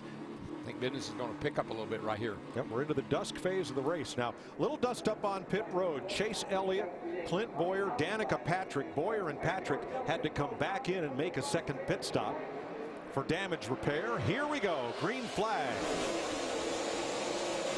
Martin Truex on the outside. Kurt Busch on the inside into turn 1.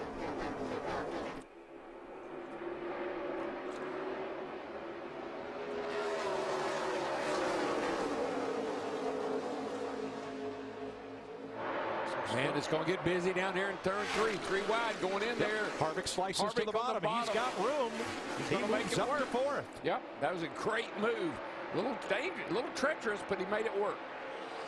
Still 3 wide with Kyle Busch and Keselowski. 5th place into turn 1. Menard right there with him, and here comes Biffle. He wants some of that. See this week in and week out. These drivers know you have to get everything you can on every restart. And then, Larry, Mike, 3 wide here, it's so treacherous. I mean, something's got to give. And you saw that with Harvick. The guy in the middle, he's usually the one that needs to get out of there, because he's going to get in trouble. He's going to be the meat in the sandwich if he doesn't. Harvick emerges in 4th, Keselowski 5th. And Matt Kenseth, who started on the pole and led 26 of the first 28 laps. He's trying to move back to the front in his number 20. Casey Kane right with him in the 5. It's just kind of funny how some of these cars, they ebb and flow. You know, they get up near the front and then they make changes and they fall back a little bit and they make changes, come back to the front. looking for that magic setup, that magic combination. Riding with Carl Edwards in 16th. As now the field begins to string out a bit. He's battling Tampa's Eric Almirola, who grew up on an Air Force base and proud to carry their colors on Richard Petty's 43 this weekend. Jeff Gordon in that 24 got quite the run. They're going to be 3 wide down the back straightaway. And like I said, man, there's just not enough room to get. I mean, there's enough room, but you got to have some margin for error to do that. And you saw right there that the 43 car kind of slid up the hill and gave him some room.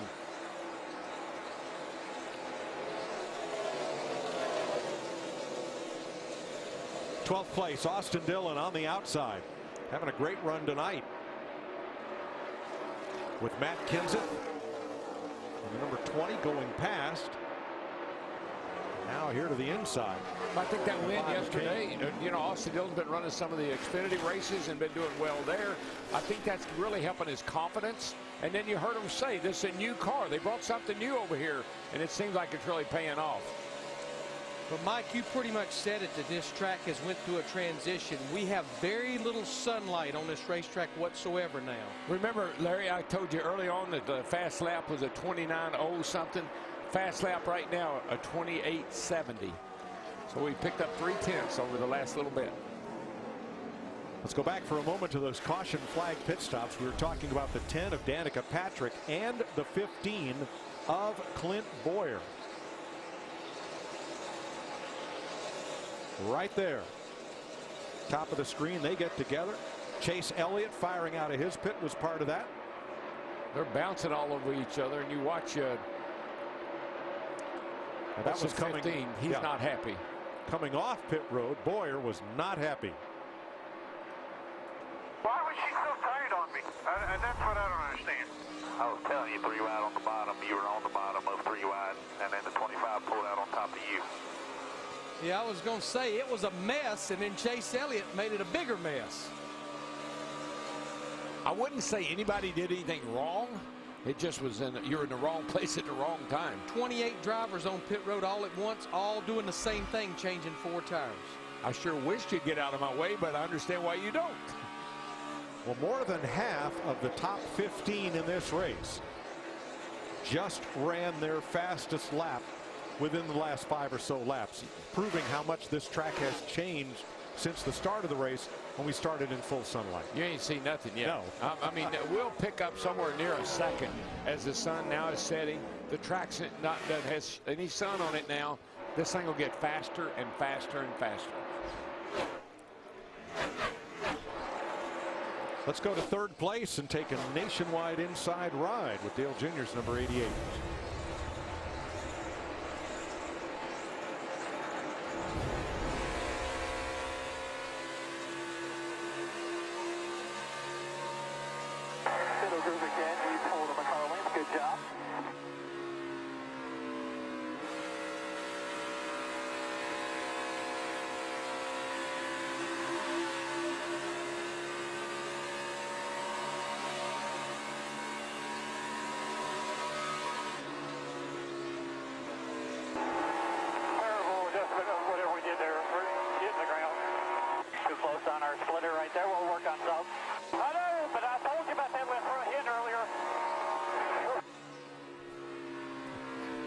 Well, the longer you go, the shorter that fuse gets. It's just, I don't care who you are, how calm and cool you are.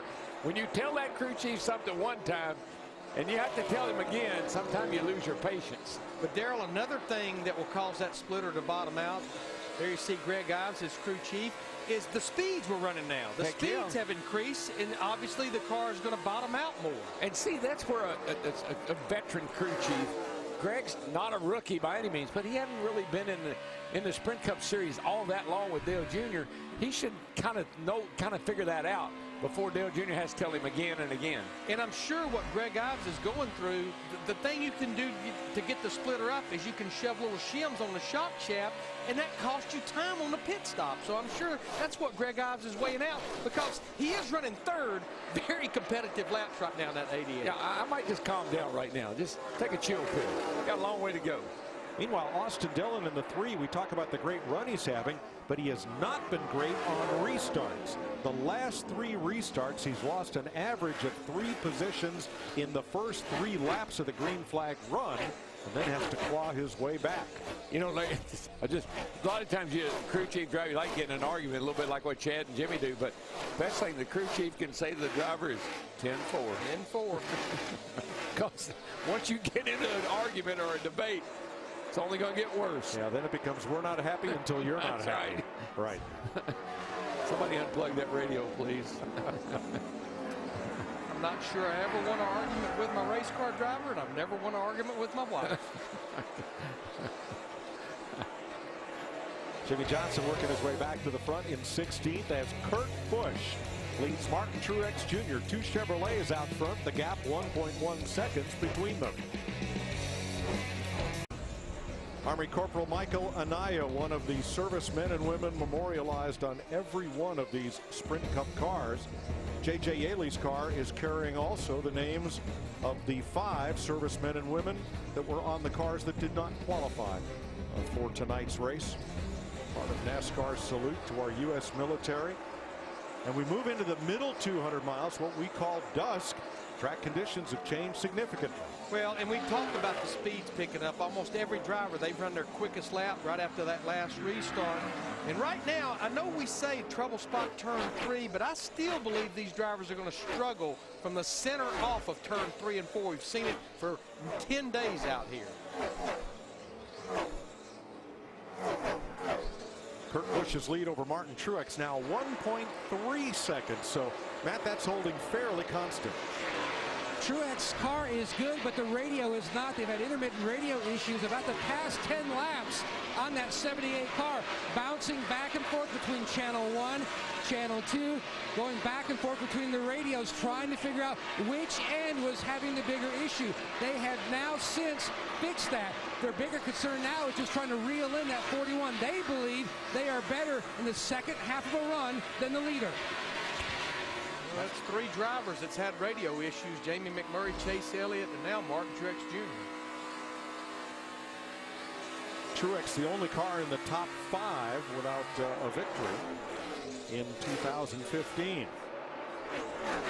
You saw Kyle Busch just move up into 6th place ahead of Joey Logano. A.J. Allmendinger back on pit road. Unscheduled stop. Denny Hamlin trying to take 7th from outside pole sitter Joey Logano here.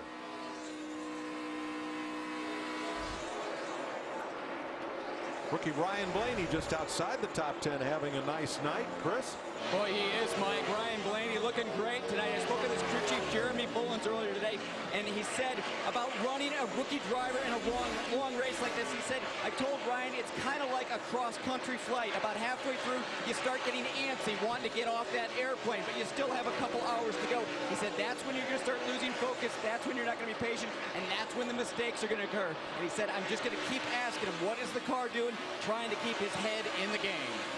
There's just a lot of things good happening to that 21 team. They're talking about running all the races next year. Roger Penske wants to see if he can help them do that. And that run that the kid had at Talladega, what an impressive day that was. So they're on to something here with Ryan Blaney in his 21 car. He only has 6 career starts in this series, but one driver I believe that the handling is starting to go away on his race car is Joey Logano in that 22. He just lost the position to Denny Hamlin in 11. You saw Paul Menard in the 27. So it's almost like they've gotten a little behind on their adjustments as this track cools down and gains grip. It's not the first time we've seen this, Larry, with the 22 car. We've seen this car struggle on the long run. It's always fast on the short haul, but they've had trouble keeping it underneath Joey Logano for the long run. And looks like that might be biting them again tonight, Matt. You guys are exactly right. On the previous run, he heated up the rears too much, running the top. Then he had no drive off and no center turn. They made some adjustments, 2 of them. It hasn't helped. That car still a handful.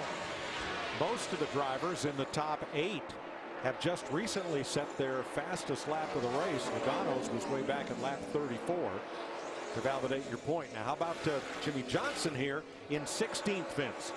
Well, you know, at the All-Star race, they couldn't get the car to turn, and then so far tonight, especially in the early stages of this race, it was just wicked loose. So they've made incredible changes to it, rubbers, track bar, wedge, you name it, air pressure, and finally the car starting to come around good on the bottom, but a little too free up top for Jimmy Johnson, hoping that the car changes for the better as we go into the nighttime. They've thrown everything but the kitchen sink at that car. You can get that at Lowe's. Hold on down there, but I've been watching that 48 car. He's a little snappy loose yet. He's right. I watched him a couple times off turn 4. That thing's still jumping sideways every now and then.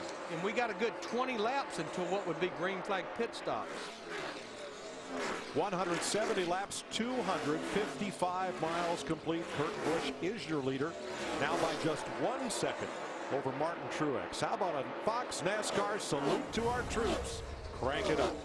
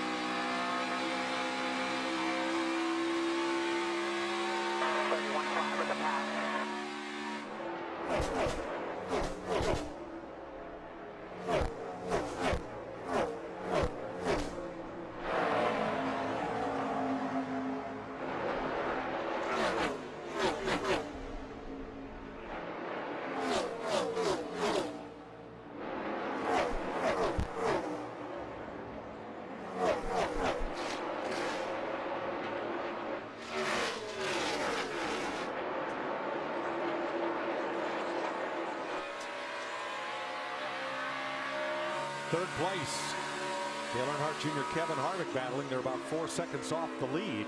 And Kurt Busch is beginning to leg it out in that crank it up segment. He picked up 50% more advantage on Martin Truex. Mark that lead now at 1.4 seconds. Yeah, they're running very similar lap times, but that gap has been about the same, maybe a little bit. But like, I've been watching a little bit. We talked about his teammate Austin Dillon, how good a night he's having. But Paul Menard, another good run for this team, lurking right there inside the top 10 in 9th place. And this team is a pretty solid team right now. They seem to have their act together. The car's been pretty consistent. Justin Alexander doing a nice job. I like the way they're running. And he is the best of the 3 Richard Childress Chevrolets tonight, at least at this point in the race. Joey Logano, I'm sure he is anxious to hit pit road for a pit stop because he just is so loose off the corner. I think they said he heated up his rear tires. I think he burned them up this time. 176 complete. We're probably about 1 commercial break away from green flag pit stops in the Coca Cola 600 on Fox.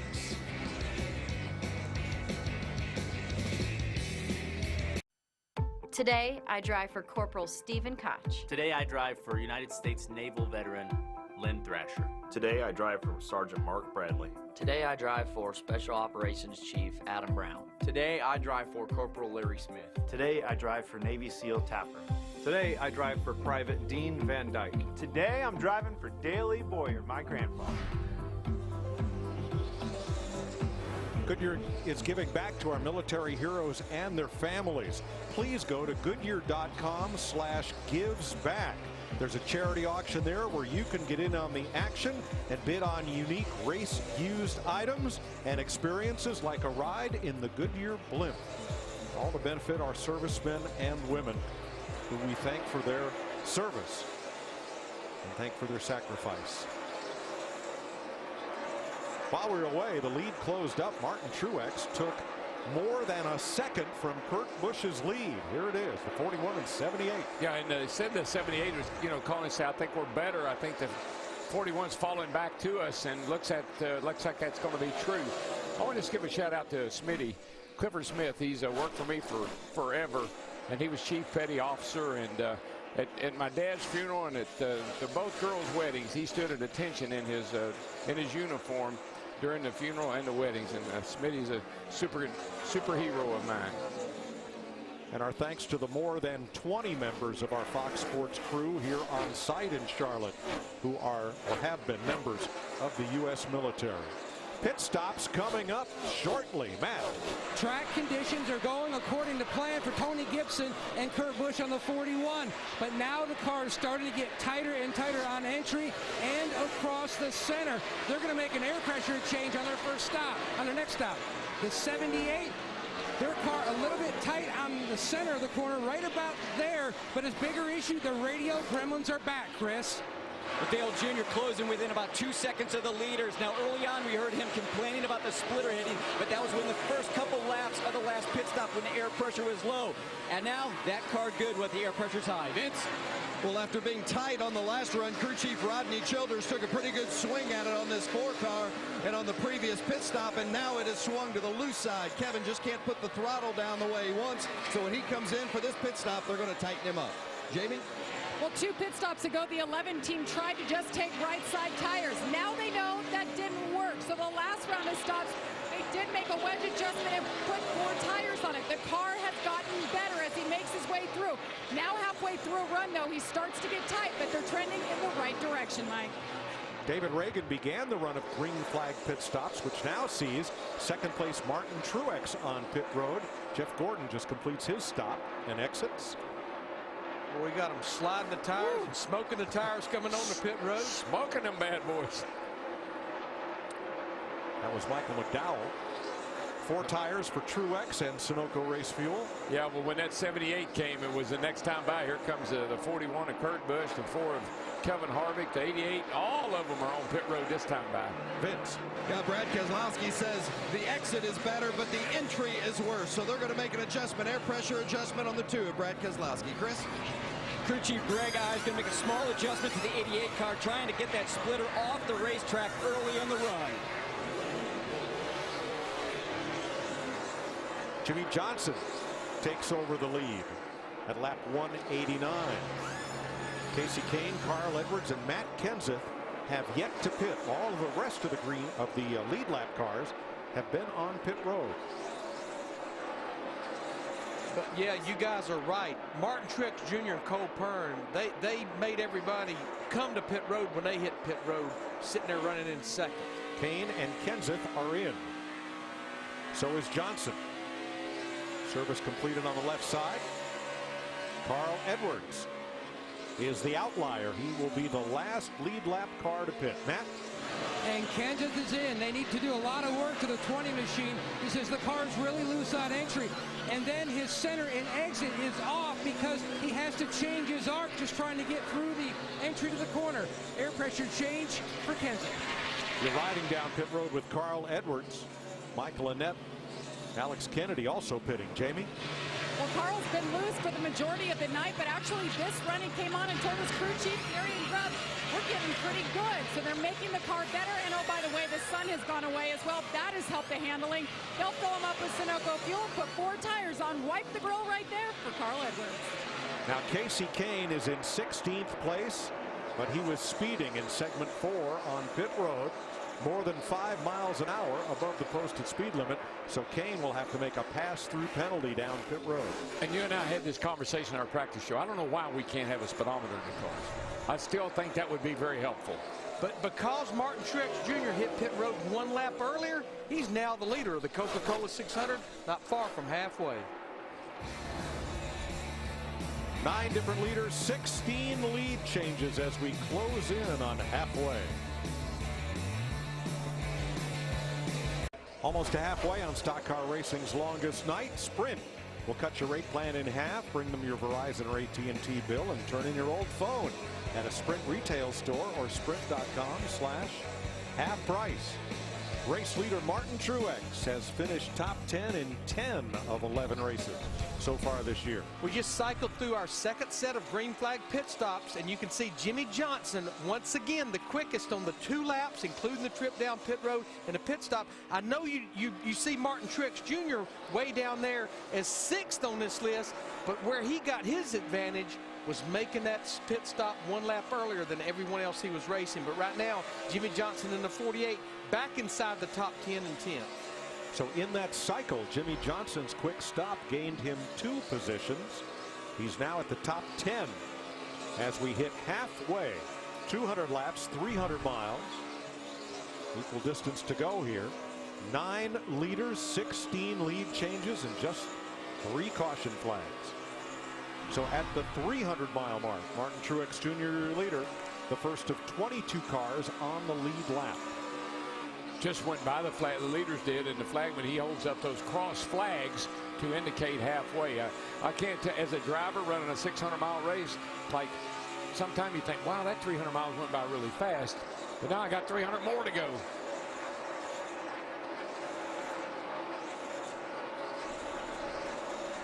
You know, if we were in Phoenix, the race would be over in about 6 minutes. Right? They run, what, 500 kilometers, 300, a little over 300 miles. 312 miles, yeah. Somehow or another, that reminds me of the song By the Time I Get to Phoenix.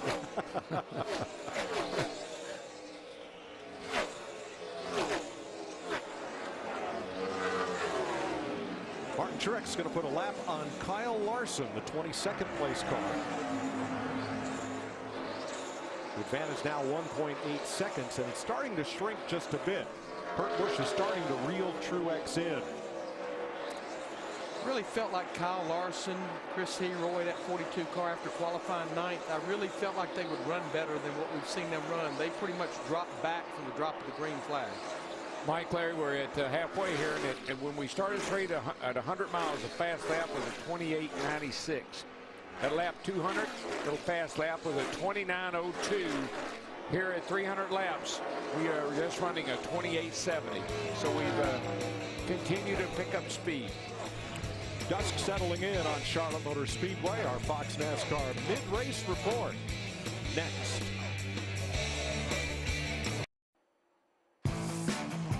You're watching the Coca Cola 600 on Fox.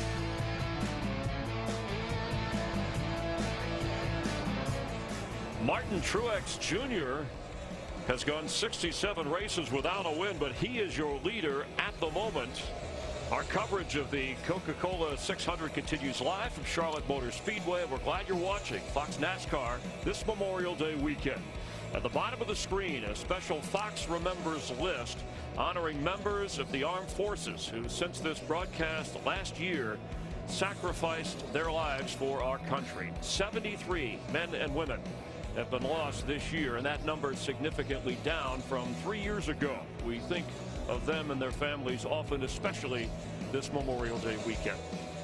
And now, time for the Fox NASCAR Just Past Midway Race Report. I'm Chris Byers. Last year's winner of this race, the favorite coming in, Jimmy Johnson. He spun out 135 miles into the 600-mile race as far back as 36th, but in the next 135 miles, he got to the front, still has not officially led a lap tonight. And Kyle Busch, in his first points race since his injury in Daytona, has been in the top 10 throughout the first half of this race. Darrell Waltrip, who are you keeping an eye on? I figured it out, Chris. Chad Canals likes to make Jimmy Johnson mad.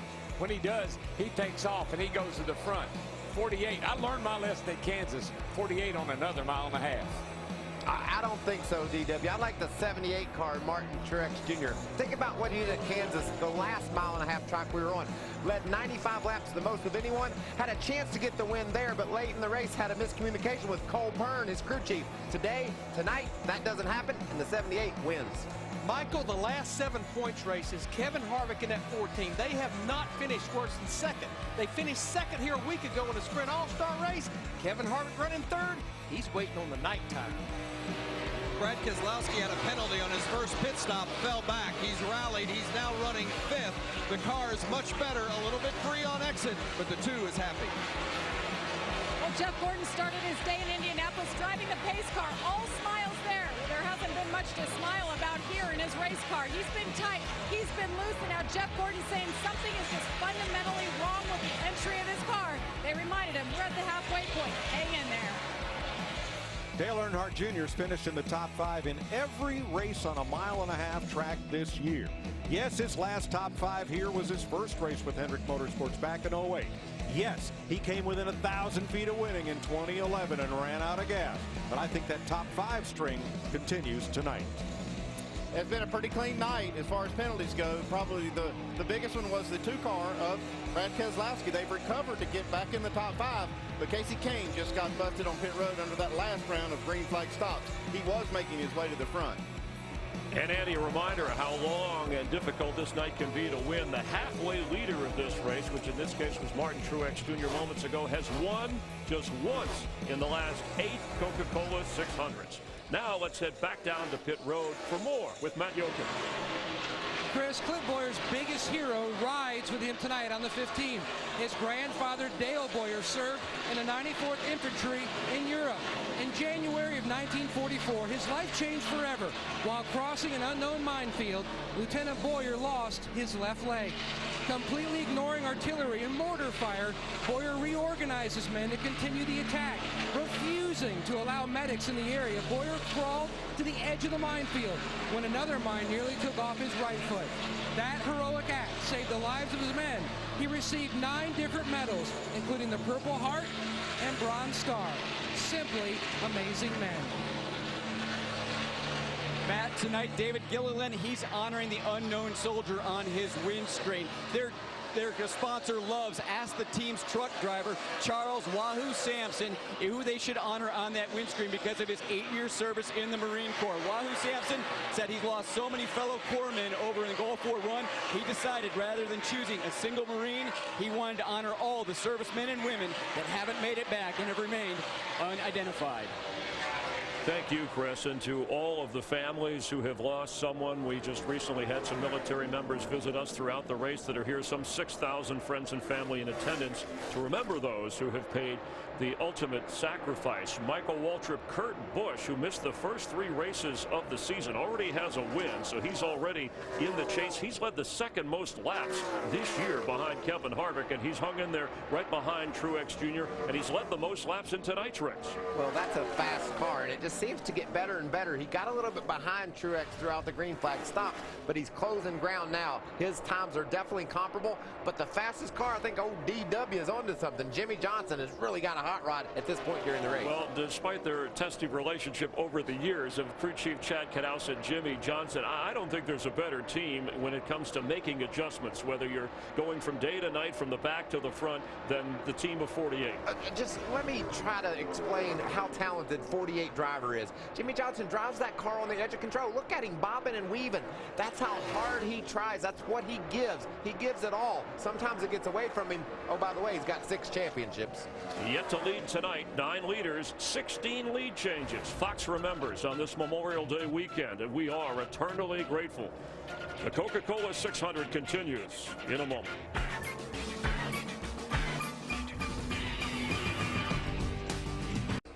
.227 laps complete. Let's check in on the Coca-Cola Racing family. See how they're performing today. The official soft drink of NASCAR just renewed with Speedway Motorsports. This race will be the Coca-Cola 600 through the year 2020. Denny Hamlin in 6th, leading that group. Martin Truex Jr. now 3 seconds up on Kurt Busch.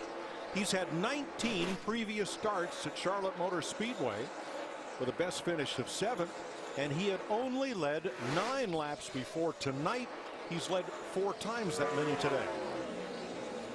He knew it right from the get-go. I mean, he was confident. He told Cole Pearn, we got something for him tonight, and buddy, right now he's showing it.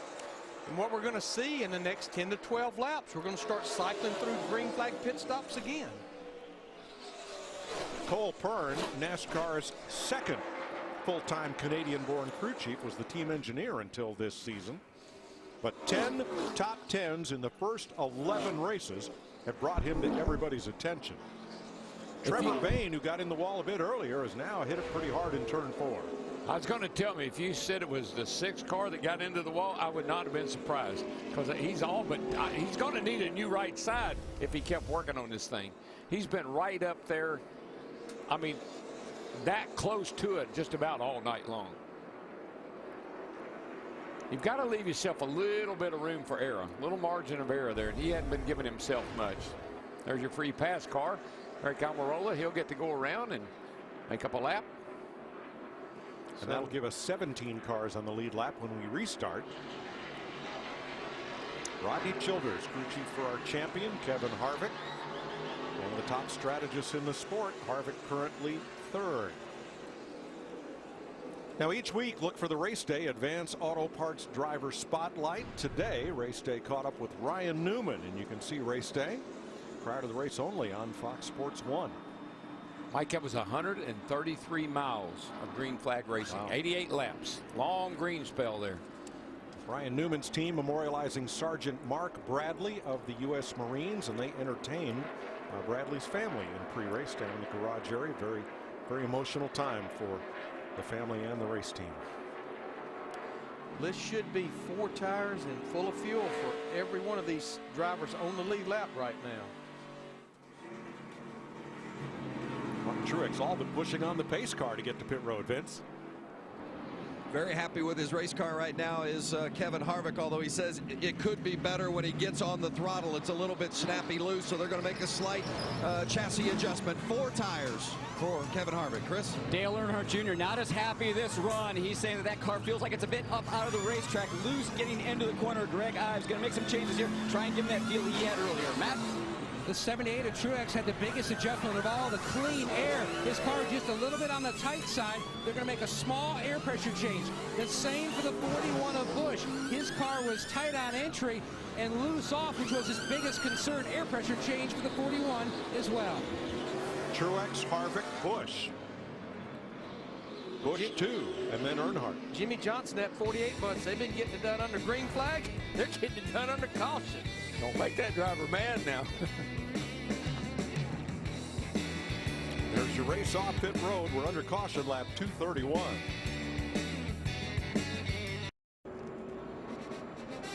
A 167 laps to go. The ultimate endurance test for NASCAR, 600 miles at the Charlotte Motor Speedway. Time for a KFC race break with Michael Waltrip, Chris Myers. It's a triple header. I mean, racing fans love this day because it starts in Monaco, then goes to Indianapolis and winds up here in North Carolina. The 86 years of running in Monaco. Points leader Mercedes driver Lewis Hamilton started on the pole. The Dutch driver Max Verstappen, a teenager, had a crash, set up late race drama. Hamilton pitted from the lead, then a restart with 8 laps to go, and it was Germany's Nico Rosberg who drove on to his 3rd straight Monaco Grand Prix victory. And then in Indianapolis, the Indy 500, the 99th running, Jeff Gordon leading the field in the pace car before coming here. A race full of crashes. Ed Carpenter early. The 6th caution of the day, a late race crash involving 3 drivers, slowing the pace. 4 laps to go.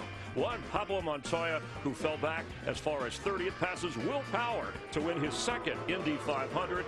Owner Roger Penske was there to enjoy the celebration, his 16th Indy 500 win, and a chance if young Joey Logano or Brad Keselowski could win, as you see the winners today, for Roger Penske to get the same day sweep. Yeah, and action's fixing to pick up here in Charlotte. Nighttime is the right time for these cars. They're going to stick better.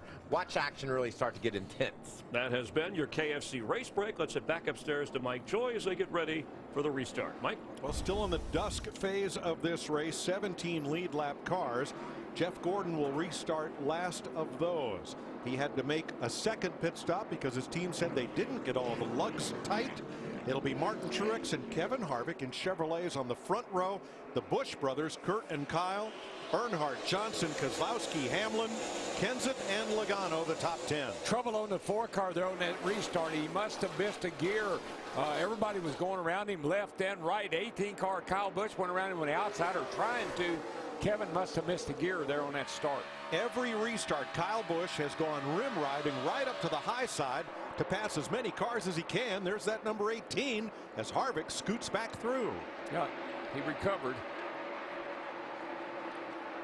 Now the 11 right in the midst of all that has an issue. That's Denny Hamlin, Jamie. Well, Mike, when he came down pit road, he said the engine tone has changed. It's throaty. It sounds like we have an exhaust leak. And he said, actually, no, it sounds like we don't have an exhaust pipe. And there's a change on the track, guys.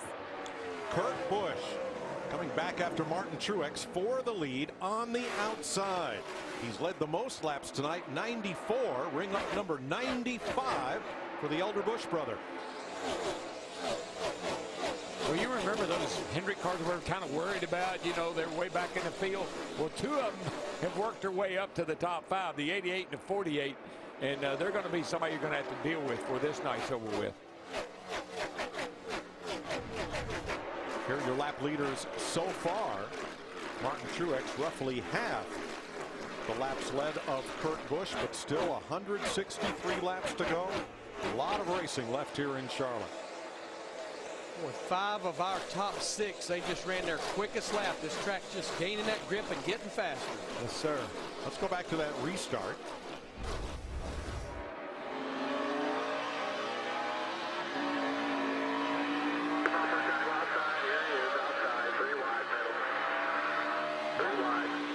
I didn't necessarily hear the engine rev up, but it did sound like it didn't go when he shifted gears, like it stumbled for a little bit before it took off. So I didn't hear an over revving of the engine.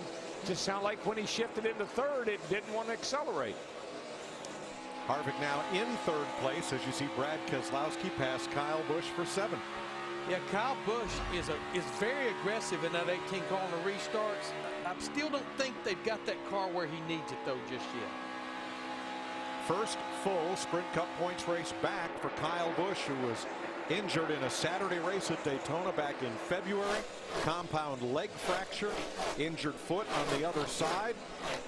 Not a long recovery. Back into the race car much quicker than a lot of observers expected. I felt like, 12 weeks was going to be a window that he could get in the car. The baby is here now. I feel like he's in good shape. Matt, what do they say?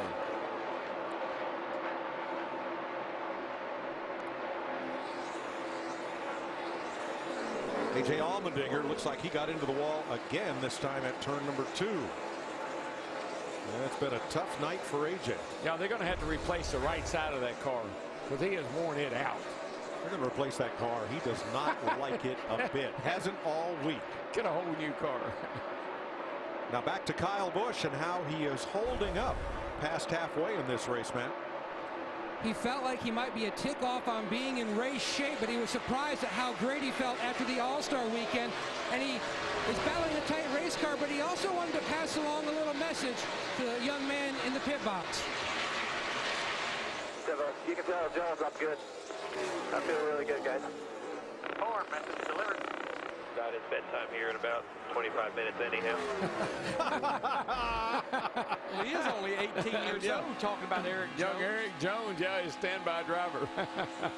Eric Jones did a great job in one race as a substitute for Kyle Busch. He is 18 years old, and they asked him to stand by just in case Busch might need relief due to the length and the demands of this race. But it's good they can joke about it. But Darrell, I found it interesting this week. Kyle Busch said after running that 110-lap race in the Sprint All-Star here at Charlotte last Saturday night that everything was good. He just had some muscles and parts of his body that was sore that he hadn't used since Homestead Miami Speedway, the last race of last year. Yeah, Larry, you'll hear me talk about when I'm watching the drivers drive, how they tense up.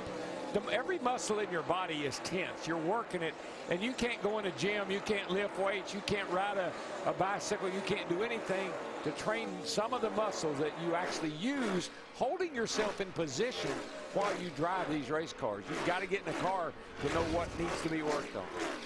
Kyle Busch restarted 4th. He's currently 8th. Let's move to 5th place and look at Jimmy Johnson's night. Recently he restarted 6th. He's now running 5th, and you can see that spin took him down out of the top 35. But Vince, what a rebound. Boy, it has been a great night, and not only out on the track as they've continued to work on the car and get it better. Chad Knaus told me today, he said, I love this race because of all the challenges it presents. I don't think he was loving it early when Jimmy spun, but they have bounced back in a big way, and their pit crew has been spot on.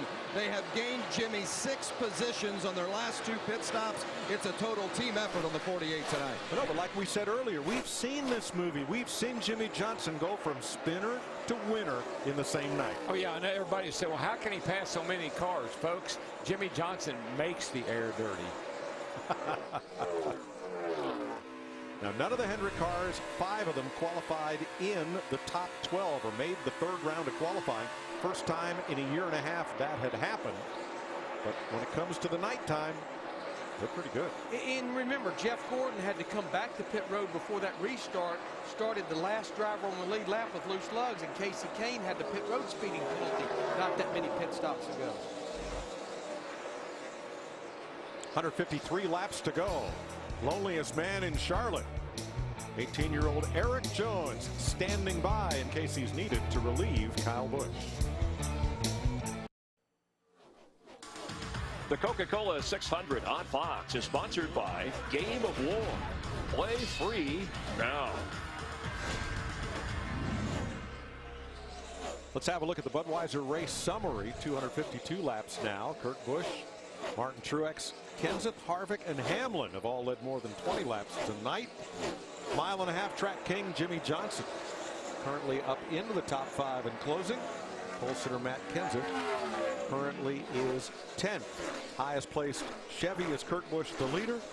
Toyota, Denny Hamlin in 6th, and Ford, Brad Keselowski in 7th. Mike, I noticed on the grill of that 41 car, Larry, the Kurt Busch car, they've added a piece of tape to the nose of that car, so I think the ambient temperature must have gone down enough that they felt like they could close it up. You see that red piece of tape there? They closed that grill opening up just a tiny bit. And that really helps the drag on the straightaway, plus front downforce helps the front tires grip. Now there's quite a battle here, not on the lead lap. If a caution waves, the first car 1 lap down gets the free pass. Right now, the 17 of Ricky Stenhouse is in that position, and the 5 of Casey Kane is trying to take it away. There are 10, make that 11 cars 1 lap down, led by these 2. Not a terrible night for Stenhouse. He is a lap down, but as I look up the board there, I see his old buddy Greg Biffle still holding pretty good in the 11th place with that 16 car, his teammate. Not a bad run for him tonight. There's the Biff in 11th. So Kurt Busch has now led 114 laps. For Gene Haas in that Chevrolet, Martin Truex, the Barney Visser's team, based out of Denver, Colorado, they are 2nd.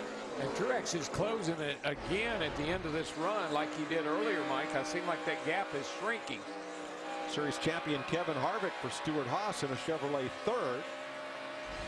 And for Hendrick Motorsports, Dale Earnhardt Jr. in 4th, 3.5 seconds back. Teammate Jimmy Johnson, his Chevy is 5th, 4.5 seconds off the lead. And the top running Toyota driver, Denny Hamlin, at 11. I know he was complaining about the engine, but looking at lap times, I don't think there's anything going on under the hood of that 11 car. Now Brad Keselowski is the first Ford in the race. Vince? Just really frustrated with the car right now. The 2 of Brad Keselowski says it's just bouncing. He said it's bouncing so bad he's been adjusting the track bar inside the car, but they can't figure out why it's reacting the way it is. Frustrating right now for Brad and crew chief Paul Wolfe.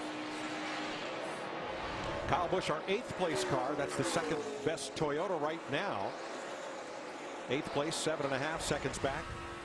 9th is Joey Logano. That's the other Team Penske Ford. 9.5 seconds off the lead. And 10th will be our pole sitter, Matt Kenseth. 3rd among the Joe Gibbs Toyotas, and 10.5 back. Paul Menard is the highest placed Richard Childress Racing Chevrolet in 11th. 10.9 seconds back. And Greg Biffle, this is still a good night for Greg Biffle in this 16 car. He's running in 12th. This is his 450th career start here tonight. He only has 1 top 10 finish this year. Behind him comes Carl Edwards. his Gibbs Toyota in 13th, 12.7 back as the lead changes hands. Yep. That's what I was seeing, Mike, that 78, particularly at the end of these runs right before a pit stop, looks like he's a little bit better than the 41. But look at the tape. They got that same piece of tape on the grill of the 78 that they got on the grill of the 41. But did something happen to Kurt Busch to cause that lead change? Look at him climb the hill here. Whoa. He didn't hit it, but he had to get out of the throttle and work hard to keep it off the wall. That opened the door for Martin Truex to swing right on by. Matt? Mike, Truex was trying to make a run on the 41 of Busch, but he felt like the closer and closer he got, the more he lost the front grip. But Kurt, good eye by you guys, radioed in that the car is now the tightest it has been all night. He was just trying to hang on to it, and that's when Truex closed and took the lead. So Truex retaking the lead is the first time in 2 years we've had an on-track green flag lead change during this 100-mile segment of the race. Business is picking up.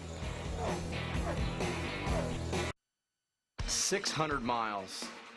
There's a lot that happens throughout the course of that race. Body starts to hurt a little bit. Mentally, you really get fatigued. You have to keep a strong mental game plan to know that the car is set up for the latter part of the race. And so being behind early on isn't all that bad of a thing. I think the biggest thing for me trying to be ready for the 600 is just to get a lot of sleep, which I'm pretty good at. 400 miles. And at this mile post, Martin Truex Jr. is the first of 17 cars on the lead lap. Still just 9 different leaders, which is what we had at 100 miles, but now 18 lead changes and 4 caution flags as you watch Kevin Harvick passing his teammate Kurt Busch for second, but they're 3.5 seconds behind the disappearing Martin Truex. Yeah, that 41 car is really, really slowing down. The handle's really going away on it. But you know, folks, think about this. These guys have been going around this same piece of real estate now for almost 500 miles. It's only 575 miles from here to Indianapolis. So, and there's a couple of guys out here, several guys, as a matter of fact, that raced 300 miles yesterday. So I'm sure when this race is over with tonight, they'll say, I don't want to see that racetrack again for a while. And one of those is Sprint Cup rookie Ryan Blaney driving for the Wood brothers. They are now an affiliate of Team Penske.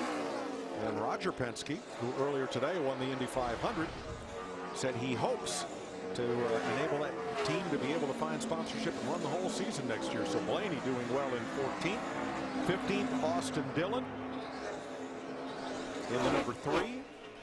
And right in between them is Casey Kane in the number 5, who is the first car 1 lap down and would be in position to get the free pass should we have another caution flag. So behind them, or let's go up to 9th place. Matt Kenseth, Joey Logano. I know Matt Kenseth, our pole sitter in that yellow 20 car, he seemed to be off when this race started, but I believe this is a Matt Kenseth type of a race. Exactly. And I think now that we have went through that last transition that this track has really went through, I think I'm starting to see this 20 car Matt Kenseth come to life a little bit. Yeah, Matt is so smart, Larry, that he kind of analyzes his car as he goes along, getting it right for the finish. And that's what he's doing right now, getting it right for the finish. We got a real battle here between the 88 and the 41. Dale Jr. had to lift to keep from running into Michael McDowell as he had a run on Kurt Busch, who holds him off for 3rd. Let's get a nationwide performance update from Chris. Mike, earlier this week, Army veteran John Burke stopped by Dale Jr.'s hauler and left his dog tags for him as a lucky charm for the weekend. Well, right now, Dale Earnhardt wanting to lean on a little bit of luck. He just says the car just not as good in the last 100 laps. It just doesn't feel like it's into the racetrack. Oh, and Jimmy Johnson goes around. And this time he's hard in the wall. Not so lucky. Thought he had it saved there, Darrell. Caught the end of the pit wall. Get her going if you can, bud. Really the same place as the spin earlier. Exactly. Caution number 5 at lap 273. Come on, man, get her going. And the second one for Johnson. I didn't know you were in a crash. Good.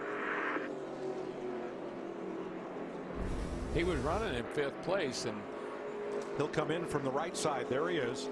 I mean, it looks exactly what he happened to him earlier in the race. Same thing right here. But you can see he had the wheels cut just a little bit and caught the end of the wall. Safer barrier, but that's a hard hit. It is. You see right there, he had the wheels turned to the left a little bit, and when the thing caught, it just shot to the left. Yeah, that's quite a hard impact. In real time, watch how quickly things go from bad to worse.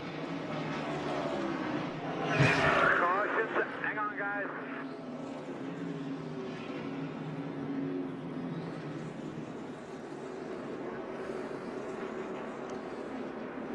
Mike, you mentioned that they hit the safer barrier. I want to give a thumbs up to the people here at Charlotte Motor Speedway. They have added a ton of safer barrier, entire barriers, since we were last here back in the fall. Oh yeah, there wasn't even safer barrier there last year, so they've done an incredible job of analyzing what they needed and doing something with it. Johnson joins Justin Allgaier behind the wall. The other 41 cars still running as pit road opens. Vince. Well, for Kevin Harvick, who's led 25 laps so far tonight, he said it's just too tight to the center, and then it's snappy loose on exit, and he can't get back to the throttle the way he wants. They're going to make some adjustments on it, put 4 tires as well. Chris? Dale Earnhardt Jr. just doesn't seem to have the confidence that he did earlier, saying he's having to back up the corner, not able to drive in as deep. So the team trying to make some adjustments. Matt? Big importance by the crew guys to get solid, fast stops. Now, Truex, they're going to go for an air pressure change to keep up with the racetrack. And the same goes for Kurt Busch in the 41. He was wicked tight on entry and through the center, and DW commented on it. He was just so free on exit. Once again, Martin Truex wins that race off pit road, which becomes all the more important the later we get into this race. Yeah, we're down to a 2-stop race now. Kevin Harvick comes out second as Jimmy Johnson pounds the inside wall at the entry to pit road.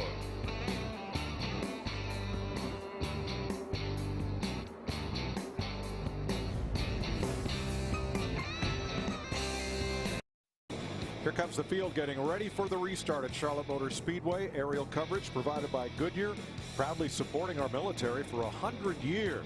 Take a look at the charity auction on Goodyear.com and show your support for our troops.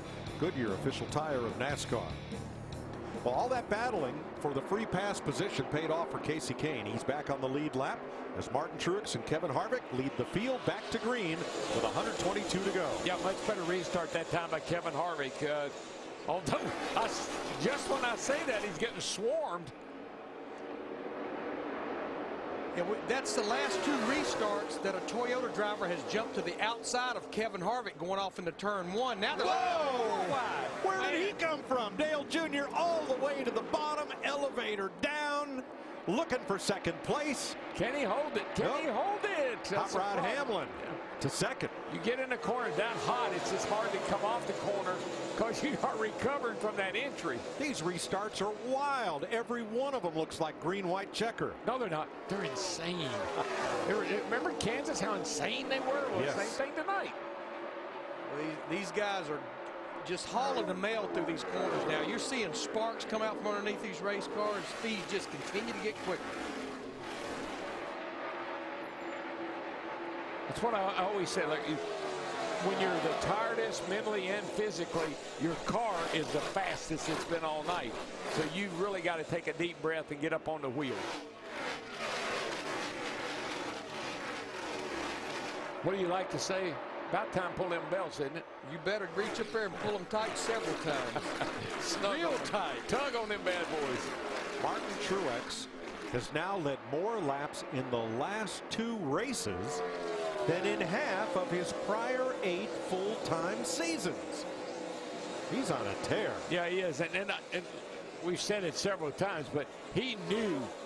Whoa, no. Ryan Blaney. Inside. Stay up there. Stay up there. We blew up, have another runner. Dad come, and the kid was having an amazing run. Yeah, he was running inside the top 15. Did a really good job tonight, bud. Still got 3 inside. 2 more. Start coming down here. 1 more. Come on. Chris Neville.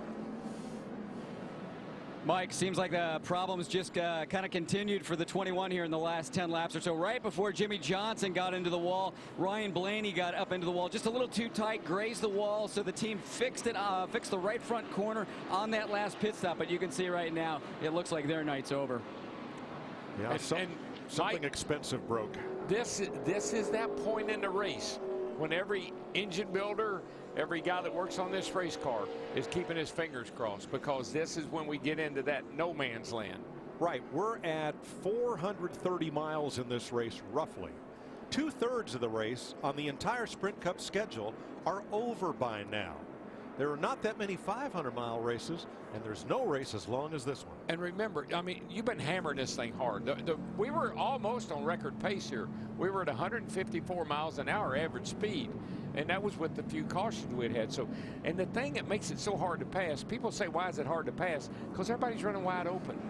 You got, I mean, the only way you finally get somebody around somebody is when they have to start letting up a little bit, and you don't. Well, Jeff Gordon told me yesterday, the later it gets at night, the less off throttle time there is in the corner. You're almost flat all the way around, and because of that, because you're not off the throttle, the cars are all the same speed, and it's impossible to pass. Exactly. So let's break down the final third of this day-night triple header. Here's the main thing I'm telling my driver. I can only adjust on it maybe a little bit more. You pretty much got what you got, because we're probably only going to be on pit road 2 or 3 more times. But here's the other thing, Larry. That right there, it doesn't fix your car. It doesn't make if you're loose, you're going to be tight. If you're tight, you're going to be loose.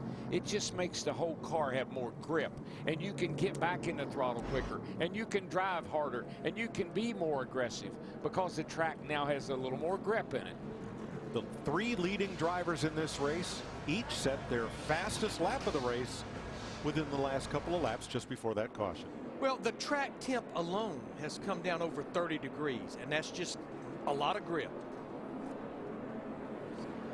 The Toyota Camry safety car leads them around as cleanup continues. You're watching the Coca Cola 600 on Fox. That's Austin Dillon, yesterday's winner, who is running 13th among the 16 cars on the lead lap. Ricky Stenhouse will get the free pass for this caution flag from the Ryan Blaney blow-up. There is a lot of cleanup going on, a lot of speedy dry put down, but pit road has just been opened. See if everybody comes. We've only run 3 laps. I think the leaders will stay out, but I think some will come, as you're seeing Kevin Harvick, Kurt Busch, because you can make it on 1 stop from here. Vince? Kevin Harvick just hasn't been happy with the way his car is cutting the corner, says it's just too tight, so they're going to make a chassis adjustment, change tires. He's got to be able to get it back to the corner and back to the bottom better, and just doesn't have the stability that he wants at this point. Matt? On the edge of their window, the 41 was going to stay out if the leaders did, but then when a couple cars peeled off, he hit pit road as well. 4 tires for him, and the same goes for Todd Gordon. He called the 22 to pit road when he saw what the scenario was looking like. Logano just way too free all night long. So it's 50-50 on this caution flag. Half the cars on the lead lap pitted. The other half, led by Martin Truex and Denny Hamlin and Dale Earnhardt Jr., stayed out. It's hard for me to see with our camera shots that we have, but I'm telling you, it looked to me like about 3 of those guys only hit 4 lug nuts. Vince? Well, unfortunately for Jimmy Johnson, he was watching those pit stops on our monitor because he's out of the car now. You battled loose early in the race. Seemed to have gotten better, but then spun again. Kind of what happened? Yeah, just a loose race car. You know, we have nothing to lose, so we're trying to be as aggressive as we can on pit call and strategy in the car. Spun early from trying to just drive through a loose race car. If we could have made it another 30-40 laps, I think we would have had the exact car we needed for the finish of this race. Unfortunately, I didn't make it that far. And then my car was fine in clean air, but in traffic, gosh, it was so wicked, out of control and unpredictable. I saw that in the All-Star. I also saw it in Kansas all the way 1. And that's kind of a new thing. We didn't have that in Texas and at Atlanta and some of the other mile-and-a-halves. So I don't know if it's just us or the other guys as well, but track position is really, really king here tonight. And whoever can manage that at the end of this race is going to win. Thanks, Jimmy. Mike? NASCAR's 6-time champion and one of the most successful on the mile-and-a-half racetracks Jimmy Johnson out of the race because of this.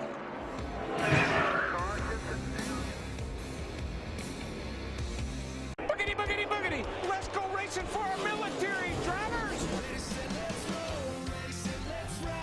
Whatever you did, keep doing it. Pushing. Catching the lead little by little here.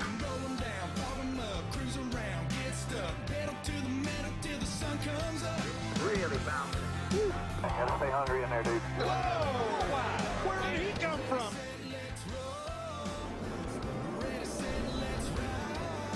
$289 laps complete. Sprint will cut your rate plan in half. Bring them your Verizon or AT&T wireless bill and turn in your old phone now at sprint.com/half price or at a Sprint retail store. Kurt Busch has led the most laps tonight, 118. Martin Truex Jr., 75. He's your current leader over Denny Hamlin, Dale Earnhardt Jr., Kyle Busch, and Matt Kenseth, the pole sitter. Your top 5. Greg Biffle, Carl Edwards, Jeff Gordon all stayed out on this caution flag. Paul Menard is 9th. He came in and got gas only. Then Kevin Harvick, Kurt Busch, Brad Keselowski, and Joey Logano.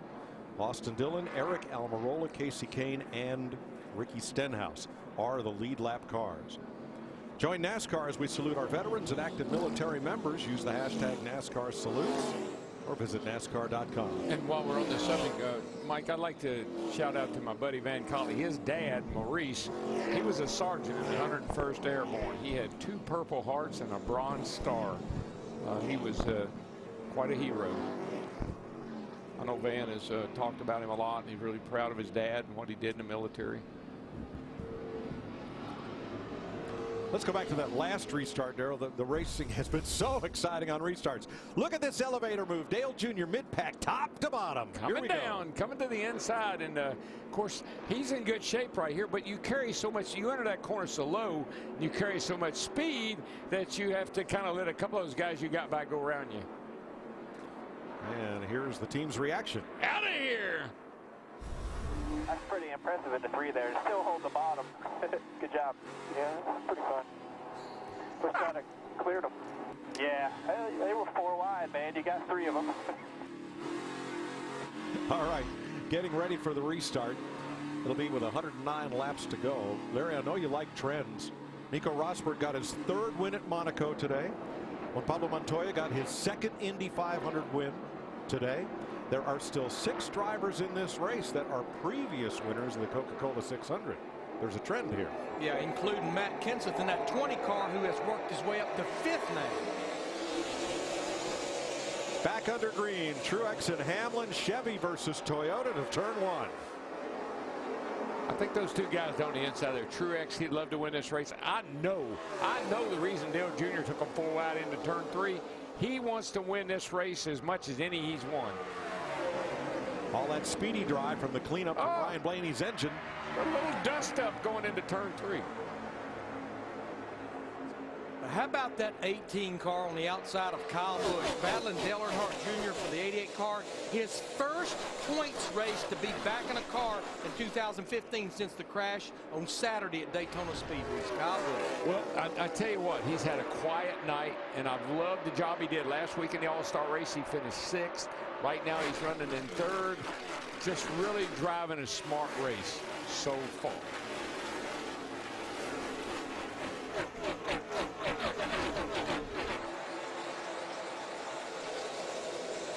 You know, drivers, you might break their leg, you might break their arm, but you're not going to break their will. And sometimes that's as much as important as anything a driver has going for him is his heart.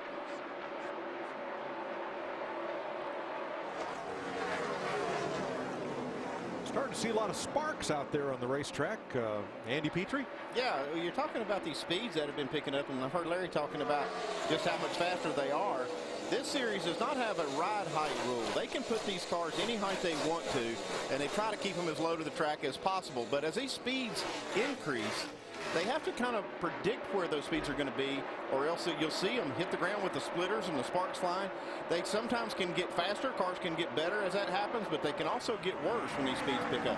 Yeah, Andy, I just saw the 11 car, Denny Hamlin, over there off turn 2. Looked like it may have bottomed out and shot up the hill a little bit. That allowed Kyle Busch to get by, Jamie. That's right. They've been working on this race car, but right now it seems like the 18 is a little bit better. But Denny Hamlin adjusted on that car. The last time he fitted, he said it's the best it's been. They're taking off a little bit better, and no word of the engine, as we had heard mid-race. The drivers are so sensitive. I mean, you really drive by your senses. You know, your sight, feel, smell, all those things. And if anything changes slightly, you notice it. Now 11th has been swapped back and forth a couple of times there between Kurt Busch in the 41 and Joey Logano's Ford, the 22. Paul Menard right in the middle of that mix, that battle for 11th. Chris? Mike, Paul Menard's had great speed on the mile-and-a-half this year. The 2 weekends rated the most speed. Texas, well, he blew up that weekend. And then Kansas just a couple weeks ago, he was running in the top 3. Had a late race penalty, so finished 18th there. But talking to him pre-race, he said he thought the car this weekend better than those weekends. And listening to him all night on the radio, he's been pretty happy with that 27. Yeah, I think another guy that's really happy that he got back on the lead lap, got the lucky dog, and is running up there in the 13th spot is the number 5 car. He's made a great recovery. Well, he just got bad loose off turn 2, and that's why he's fallen victim to Paul Menard and Austin Dillon in that 27 and that 3. Oh, he'll get it back. Here he comes, round on the outside. Yeah, Paul Menard was the only driver to come to pit road that last caution, and they did fuel only on his car. They did not change tires. Whoa, that might be a little strategy play there. What do you think, Larry? Try to get that track position. Only had 3 laps on their tires.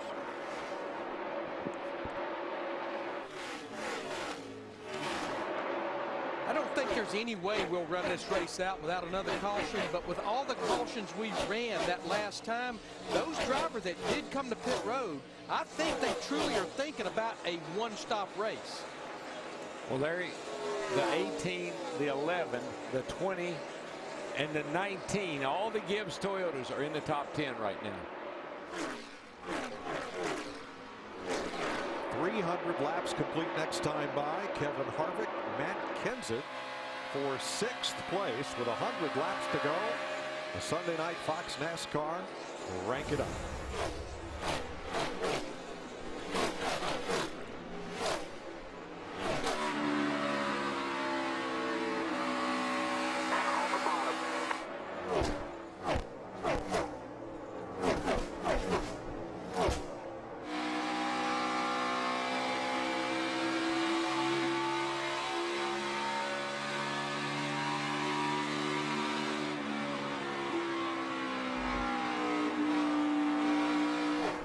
Turn 3, 2 cars contact, and we almost had one in the fence. Tony Stewart got into the back of Ricky Stenhouse and almost turned Stenhouse around in 3. That started over here on the, actually coming out of turn 4, the lap before, Mike.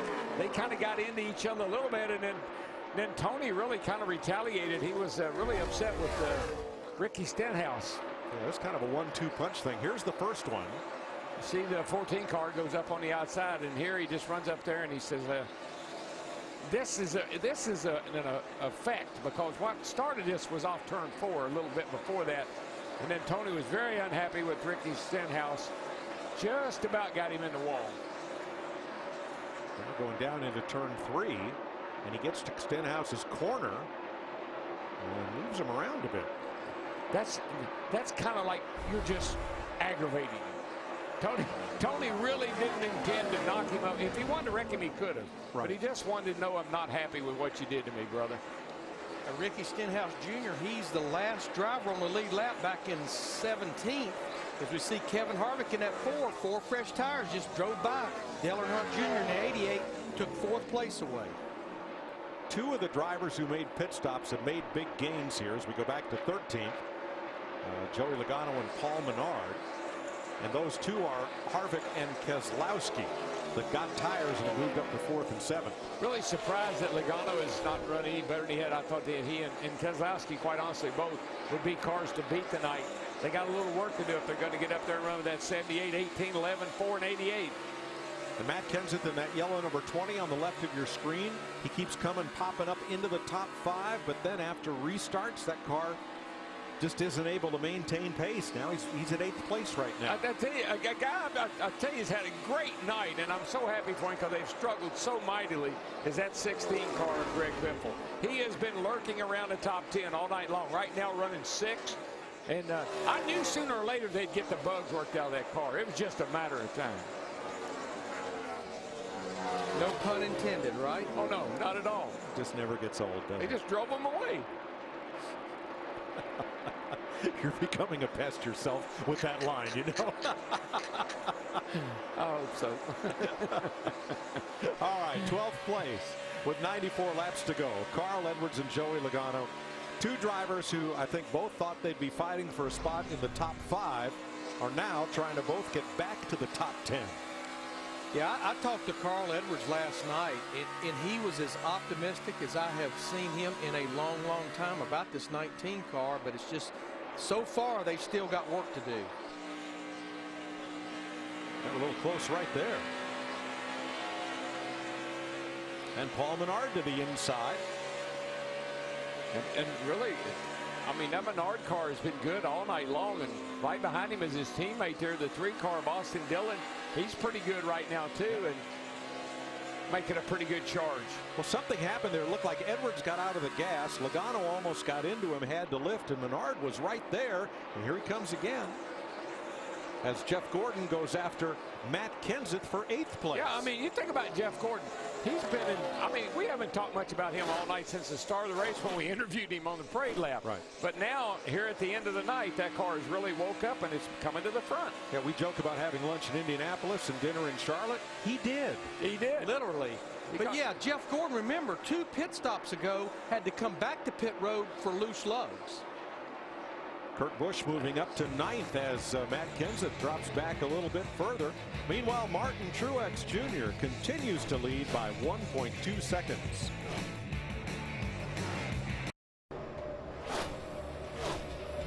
A 130 miles to go. Martin Truex Jr. your leader over Kyle Busch, Denny Hamlin, Kevin Harvick, and Dale Earnhardt Jr. It's time for the McDonald's Who Are You Lovin'? With just this much amount of time. Let me remind you, by the way, in the last 100 miles of the race last year, we had 7 different lead changes. So, our own version of McLovin. Who you loving? I'm loving that guy, Martin Truex Jr., not only because he just led his 102nd lap of the night, it's just because the way he's wheeling that car. Chris, I've seen him sideways 2 or 3 times lately driving out to a bigger lead. But the guy that's coming, who I love, I'm really loving, Kyle Busch. Think about the commitment this man. What a story. He's broken his feet. He broke his leg. He had a kid with his wife. It's been all over the place for this man emotionally. He's focused. He's driving that car hard, and he's closing in. But who do you love the most? I think I love Kevin Harvick the most because he's so good on these big tracks. How do you not love Harv?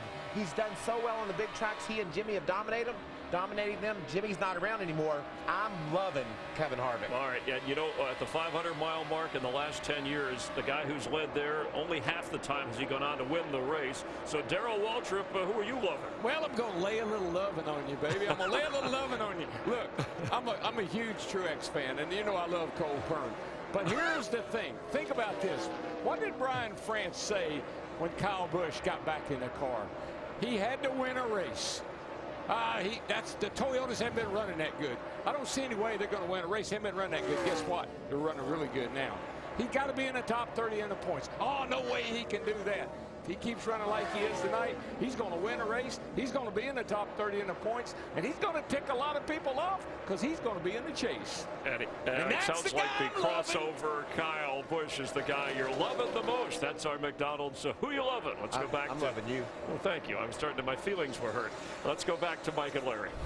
How about a little brotherly love, bro? 81 laps to go. Get this man some decaf. Soon enough. Martin Truex leading. Pole sitter Matt Kenseth stopped during that feature. Loose wheel, we're hearing. Matt? Mike, that was an unscheduled stop. He said that the car was shaking. He wasn't sure if it was a wheel or if it was a hub. They're looking over the wheels right now. They're focusing in on possibly the right rear. The Goodyear engineers were down here and the crew members all looking over the right rear. We'll update further in just a few moments. Thanks, Matt. Now, Larry, the 8 drivers who did not pit on the last caution flag, led by our leader, Martin Truex. Truex's longest fuel run tonight, 47 laps. Yeah, I'm going to say within the next 4 to 8 laps, we'll see those other drivers, including Truex, on pit road for green flag stops. And then all the drivers that stop, they can go up to about lap 340, which is probably going to be another 15, 16 laps longer. Landon Castle just made a pit stop. He's the driver that after the race is going to run the 14 miles to the NASCAR Hall of Fame. He's a triathlete, runs about 4 of those a year. So 600 on the track and then 14 more on foot. Want to join him? No, not really. That doesn't fit into my wheelhouse at all. I'm going to bed when it's so wet. I don't know what that gum running down the highway. All right, Truex with a 1.3 second lead on Kyle Busch. Back to Matt for an update on the Kenseth story. Crew continue to look over the wheels, Mike. Matt Kenseth just radioed. Whatever it is now gone. No shake, no vibration on the 20. And what Matt Kenseth and Jason Ratcliffe, this group needs, they need this thing to cycle through all of these green flag pit stops, which is going to probably take a good 15 to 20 laps to get through those. Well, I just don't. I know, Larry, you wear your poor self out over there with your pants on, your calculator, and all your notes, but there's going to be another caution, buddy, and it's probably going to change everything. And that's just some ODW wisdom right there. I'm going to say around 30, 40 laps to go. So here are the drivers that most need that caution. First place, Martin Truex. Second place, Kyle Busch. Third place, Denny Hamlin. We're all in at lap 275. Dale Earnhardt Jr. in 6th. Greg Biffle in 9th. Jeff Gordon in 10th. Carl Edwards in 14th. And Clint Boyer and Chase Elliott 18th and 20th. I work my pencil in different ways. If I look at our last 10 Coca-Cola 600s on Fox, the average last caution comes at about lap 366, 34 to go, but 4 times in the last 20 and 1 time in 2011, we had a green-white checker. This just has that look to it. I got a feel. You know, I've driven this thing a few times. I kind of got a feel that around 30, 40 to go, there'll be a little caution. Somewhere to get me inside that 47 lap window that I need to be in. So then at the end there, when there's a green-white checker, I got to sweat it out to whether I'm going to make it or not. Clint Boyer, one of those drivers who is going to need a stop soon. You saw Landon Castle rocket past him, even though Castle's number 40 is 4 laps down. He just came out of the pits with fresh tires. And we've seen, especially late at night here, what a huge difference that makes. And I don't know what we are on average speed. The boys, I have to ask them over there. But, I mean, we've been running a blistering pace. I know we've had a few cautions, but, man, these cars have been tearing around here at a pretty average, pretty consistently in the middle 28s. We're the, or 29s. We're the 148 average right now. 155 is the record, so we're close. All right, pit stops coming soon. We'll take one now. Michael Annett has spun at lap 328 to bring out the race's 7th caution flag. Pit road is open, Vince. Kevin Harvick has won 3 times at Charlotte, twice in the 600, but if he's to win tonight, they have got to tighten up this race car. He says it's the loosest it's been all night. Chassis adjustment and 4 tires. Jamie? Denny Hamlin was the $1 million man a week ago. Tonight running 3rd. He says he's a little bit tight, but leave it alone. 4 tires only, Matt. Impressive and gutsy run by the 18 of Kyle Busch. Chassis adjustment already completed.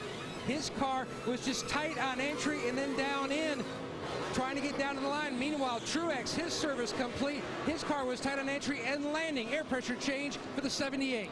So close at the pit road exit. Denny Hamlin out in front of Martin Truex. Kyle Busch will come out 3rd. Kevin Harvick 4th. Here's how close it was at the white line that determines the pit road exit running order. Now let's go back and show you why we're under caution. Michael Annett, teammate to Justin Allgaier, who's in the garage, said the car just snapped loose at the exit of turn 2.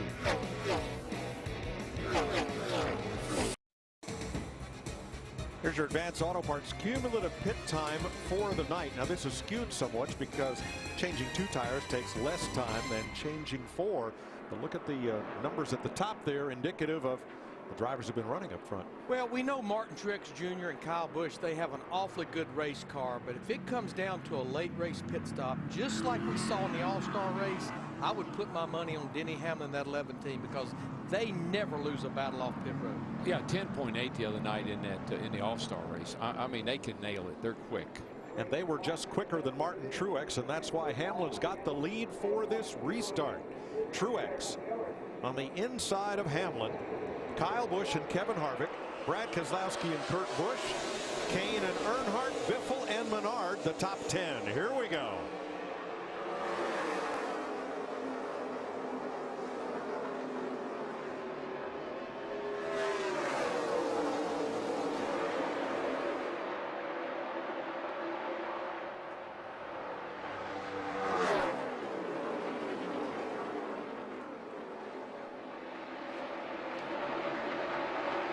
Hamlin fires off turn 4 to take the lead from Truex, Harvick, Kyle and Kurt Busch. Yeah, Hamlin had just a little wee bit better car on that restart. Got just a nose out in front of Truex, and he was able to clear him off turn 2.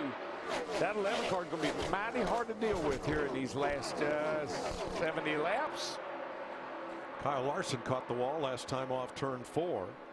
That caution flag, a big break for Matt Kenseth, who got the free pass, and also for Martin Truex and those other drivers who were about to have to make a green flag pit stop. I know a driver that I believe is coming back to life. When we went into darkness, Kurt Busch, that 41 car who led so many laps, they started really backslide. But I think now they've caught up with their adjustments since we've had this rash of cautions and getting that 41 car where Kurt needs it. Matt.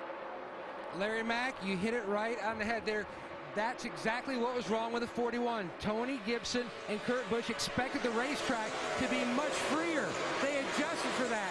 When it wasn't, they had to back up on all their adjustments. Now they feel they're right in the ballpark. Boy, I tell you, it's a heck of a battle right now between Kurt and Kyle and Kevin. Those three guys are all over each other going into turn 1. Kyle Busch came out on top, but boy, that 4 car, Kevin Harvick is after him right now, and Kurt Busch not far behind. Meanwhile, Martin Truex now in car on the wall. That is Ricky Stenhouse in the 17.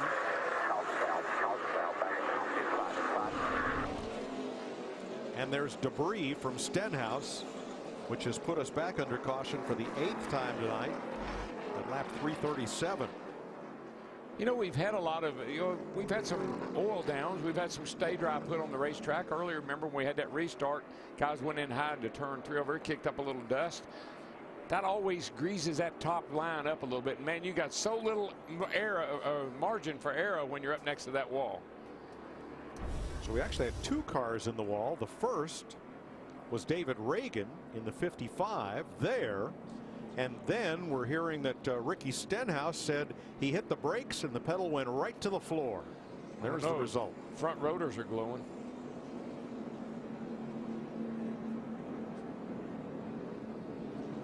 Boy, not the first time tonight that Clint Boyer and Chase Elliott, remember they had that get together coming off pit road earlier. It's hard on that old left rear tire when you rub that splitter in there like that. Clint and Chase, they are both inside the top 20, but both 1 lap down. We only ran 4 laps since that last caution. I think we'll see most of the leaders stay out. This does not put us in a window. I think Ryan Newman will get the free pass on this caution. We listened in on Dale Earnhardt's team. Everybody's going to be about 12 to 14 laps short here. Do you give a crap about points? No. We want to win. All right. Well, you can get pretty creative. Definitely. And what he's saying is, I don't care. Let's go for it. That's exactly what, do we care about points? Hey, we got to win. Let's go for it. No, but if you're 12 to 14 laps shy, remember he lost this race by 1,000 feet running out of gas a few years ago. Yeah, but we're running under caution here. We just got to see how it goes. All right, lone soldier on pit road, Dale Earnhardt Jr. Going to get a few stragglers behind him. This should be interesting. Chris. Well, you heard that they said that they were going to get creative. They decided to come in. There was a bit of debate whether it was going to be 2 tires or 4 tires. Dale Jr. saying, hey, let's go with 4 here and hope that we get a long run. Jimmy. And Jeff Gordon saying the car's just getting loose for the first couple of laps. Then it's good. So that's a good sign for the 24 4-tire stop. So the prevailing wisdom out there is because we can't make it all the way if we stop now, we're going to stay out and hope there's another caution. I think what Junior's planning on is just what they said, that this thing goes green to the end and he would be in the catbird seat. But they definitely will need some cautions to help them. Caution laps. We will find out as Dale Earnhardt Jr. pits from 6th place. Where else does trucking look like this? Nowhere but NASCAR. Share a Coke is back this year. There are more ways to share. Happiness delivered. Go to shareacoke.com for the perfect personalized gift. 60 laps, 90 miles left to race here at Charlotte Motor Speedway. And let's roll back the odometer. At 100 miles, Kevin Harvick was your leader about 7 p.m. Kurt Busch at the 200-mile mark. Martin Truex Jr. 300 and 400 miles. And now it's Denny Hamlin's turn. At the front with 90 miles to go. The Toyota pace car pulls in. Some gambled and stopped. Some didn't. But we're about to go back to green. I like stopping. That's a great idea. I usually judge horsepower by restarts. 11's got some good horsepower.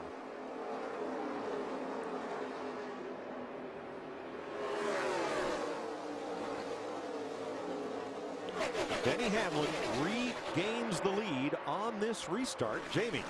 Well, Mike, remember mid-race I reported that he said the engine sound, it changed. They weren't sure what it was, thought maybe it was an exhaust leak. Well, perhaps that's exactly what it is. Denny Hamlin reporting he's not feeling well and he has a migraine headache. And on the next stop, he asked for something to help relieve him to get him to the end. Well, the lead is a pretty good tonic, isn't it? Well, that's fresh air. I mean, you get out there, there's nobody in front of you. So if the cleanest air you can have is when you're leading this race. And I don't know about him, but every time I was feeling bad and my car ran like that, I got the feeling a whole lot better. 4th place, Kyle Busch, Brad Keselowski, with Kurt Busch and Paul Menard. I got to tell you, this race will make you sick. I mean, this baby, you grind out here all night long, and it gets to you.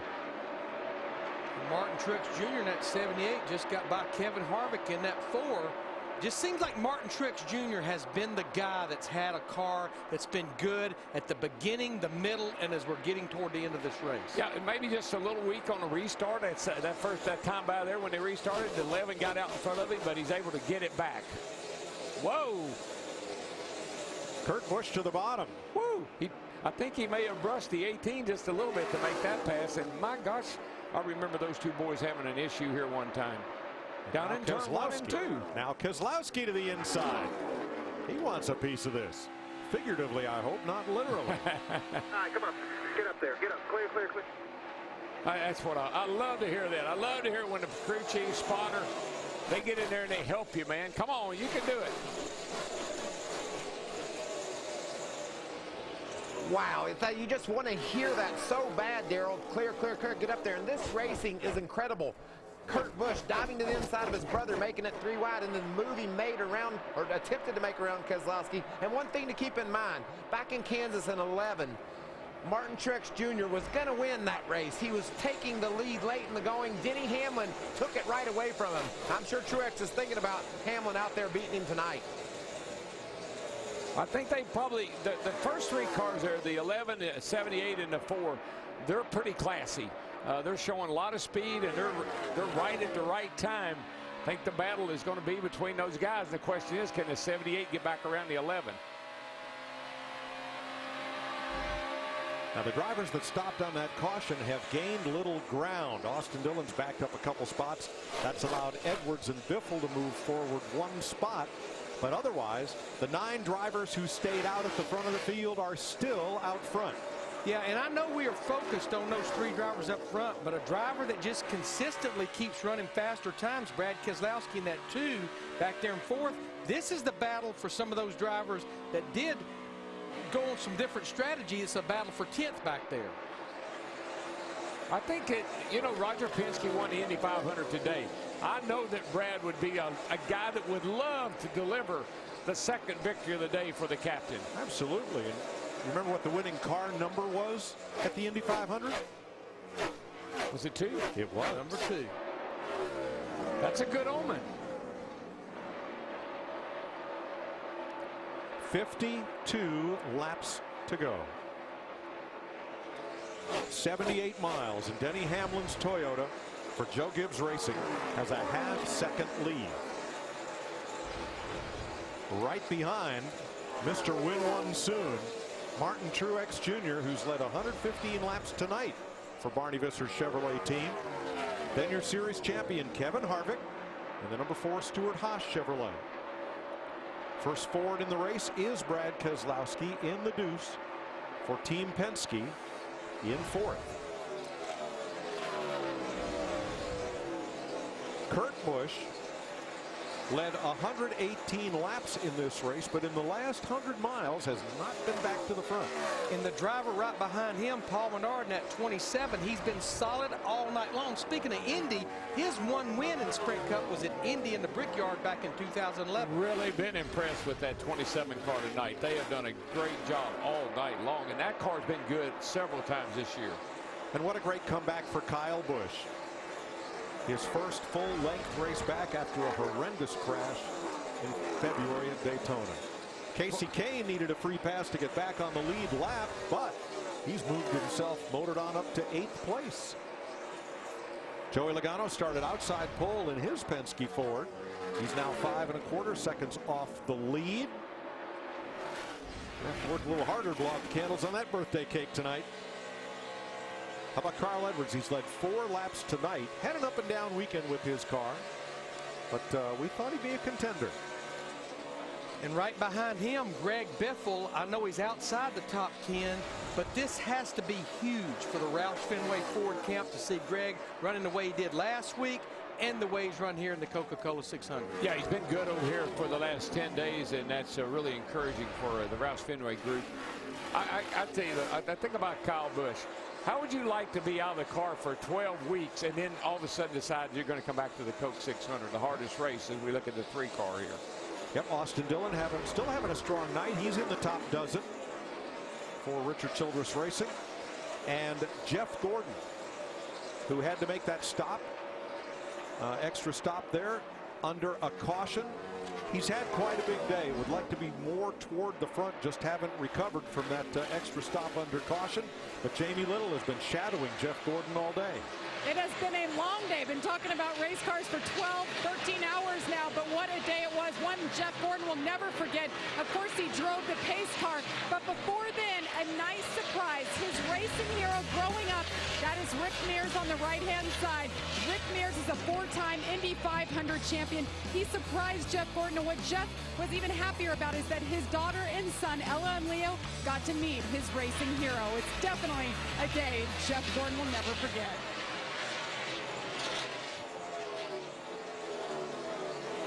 It was a wonderful day. By the way, he tweeted a picture of the license plate on that pace car. It said JG 500 with the Indianapolis Speedway logo.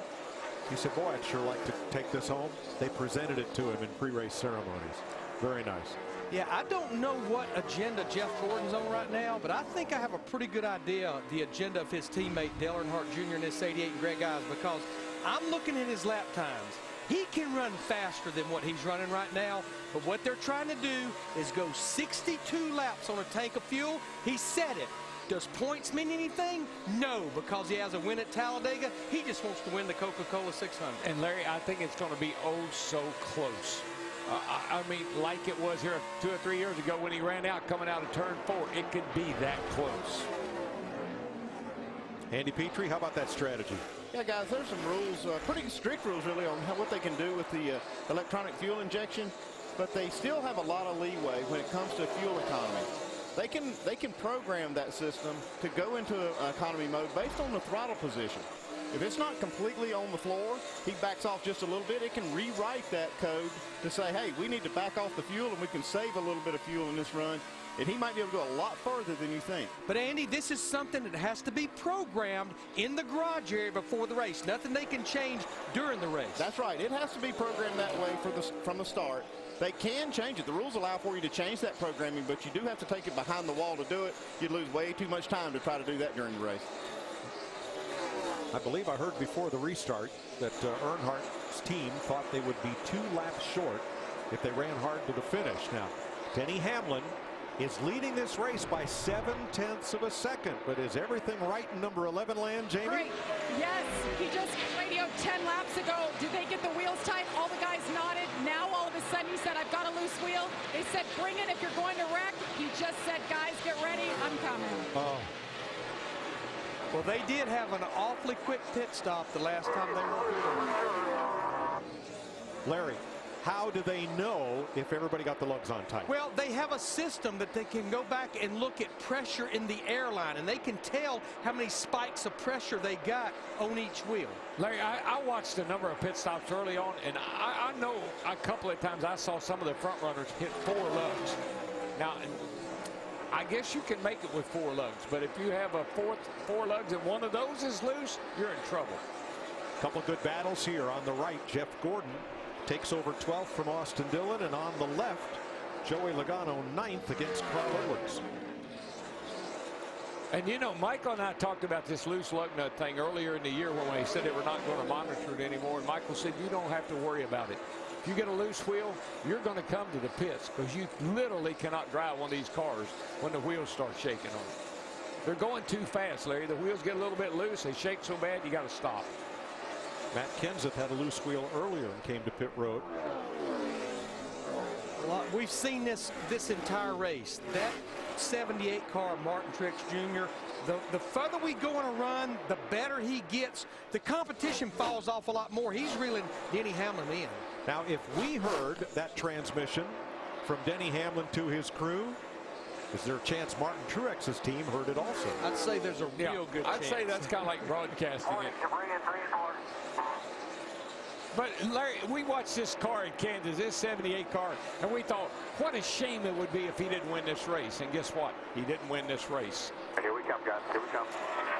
38 up here. 38. Denny Hamlin gives up the lead to come to pit road. Wow. Huge. Well, we know he was going to have to make a stop, Jamie. And add insult to injury, remember, he has that migraine headache, not feeling well, and you can only imagine what it feels like in that car after all these miles of vibration now on this last run, changing all 4 tires. What a heartbreaker for this team. They worked so hard to get up there, get that track position, and lead. I think you got to, but they got to remind him, it ain't over yet. I mean, we may be in the catbird seat. These other cats are marginal on fuel. They're probably going to have to stop, so let's keep our fingers crossed. Yeah, we knew he was going to have to make a pit stop, but what he has to have is this thing run out green. A caution would just do him in. Yeah. Hamlin goes from $1 million winner last Saturday night to a lap down in Charlotte this evening with 36 laps to go. We'll stay right here side by side and take you to the finish of the Coca Cola 600.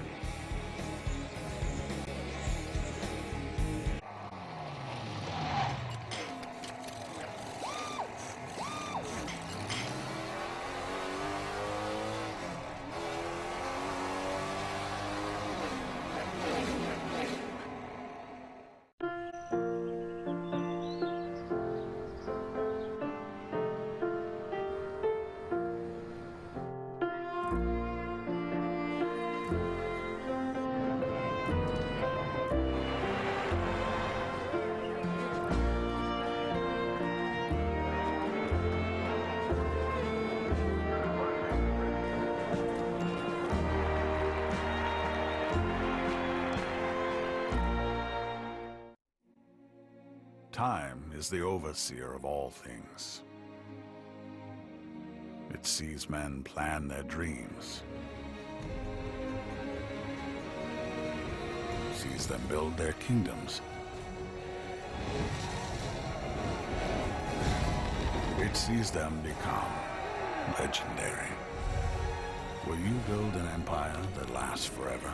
Game of War. Play for free now from the App Store. Did you know Goodyear uses multi-zone tread technology, which offers me a longer-lasting tire with superior grip for the track? What does combining grip and longer-lasting performance look like? People across America are taking advantage of Sprint's Cut Your Bill in Half event. What's on your head? My AT&T bill, my Verizon bill. what's the monthly rate? 85. About 160. What if Sprint could cut your rate plan in half? I would love to cut that in half. And give you unlimited talk and text in the U.S. and match your data. That's incredible. Bring in your Verizon or AT&T bill, turn in your old phone, and we'll cut your rate plan in half. Switch now and we'll pay whatever it costs for you to come to Sprint. Visit us online at Sprint Store today. NASCAR Acceleration Nation, where kids can play games and learn math and science the NASCAR way. Go to accelerationnation.com to get started today.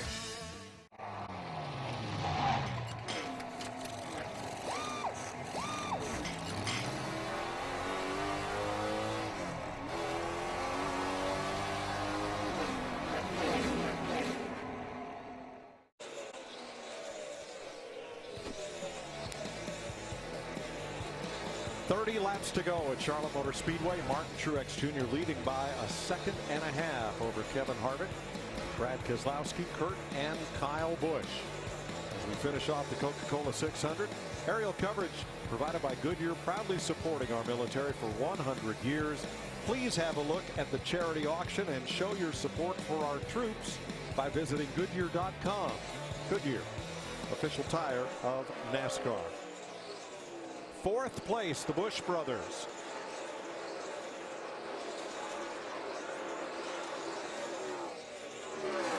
I said it a bit ago when we were going through the field there. I'm so impressed with the job that Kyle has done tonight. I mean, for us to talk about how grueling this race is, how long this race is, the preparation and everything else, and this kid gets in this car, hadn't been in a car for 12 weeks in a race, last week over here at the All-Star race, and do the job he's doing here tonight. That's guts, baby. That's gutting it up right there. Sure is. Now there's 28 laps to go. When I look at our top 7 drivers that all stayed out on that last caution, within the next 8 to 10 laps, we'll start seeing them hit pit road under green. In just 2 weeks, the 2015 FIFA Women's World Cup begins. The nation rallies behind Alex Morgan and Team USA, who will take on the world's best teams in search of their 3rd title. And the only place you can see all the action is on Fox and Fox Sports 1. It all begins June 6th. Seems like just a few weeks ago, we opened our season at Daytona with the U.S. Women's World Cup soccer team waving the green flag to start the 500. Oh, yeah, we can do it. They can win this. And once these drivers start hitting pit road, should we stay green like Martin Truex Jr.? I think the debate will come. We do not need much fuel. And I think you'll see a lot of them maybe just go with 2 right side tires. Yeah, I think Cole Pern, I think if he thinks back to Kansas, they sat there a long time where they could have put 2 tires on and they didn't. I think we'll see him do that for sure.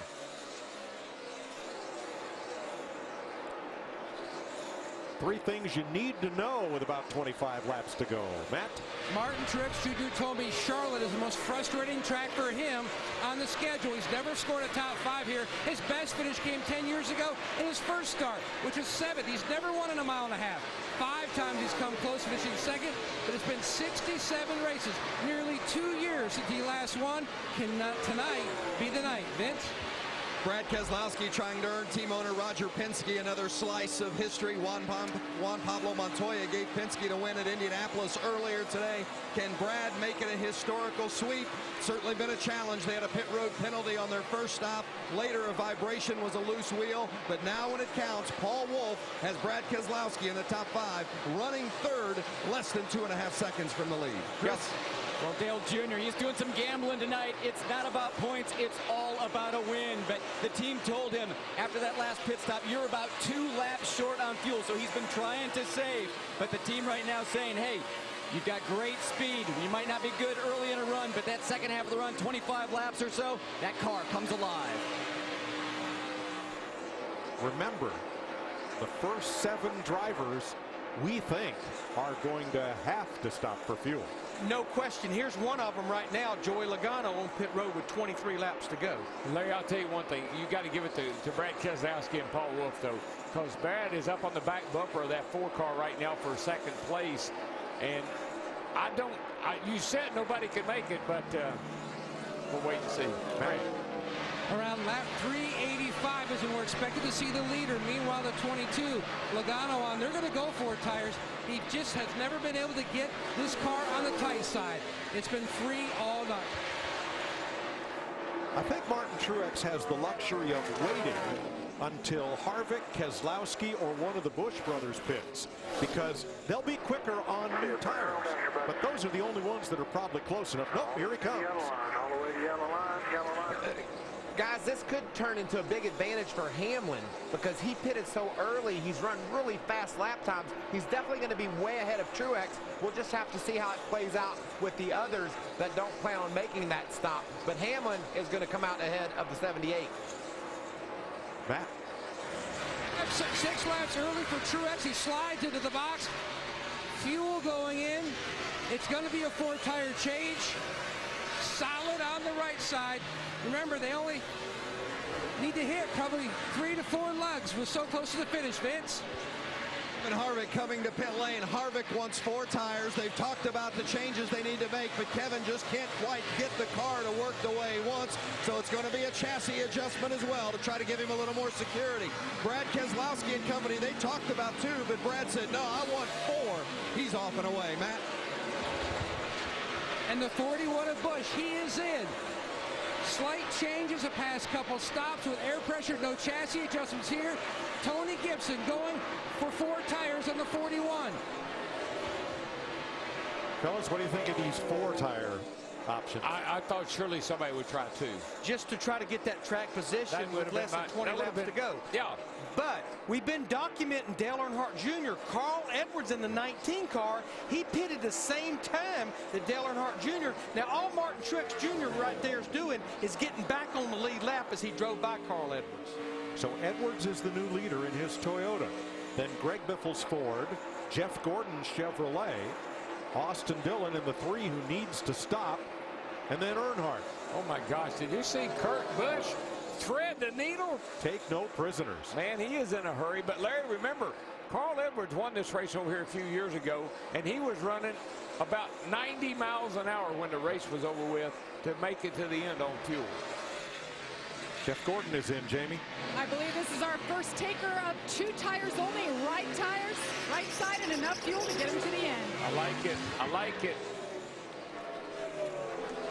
Austin Dillon now coming, and he had to stop. He was the last of those who pitted at lap 329 to make a stop.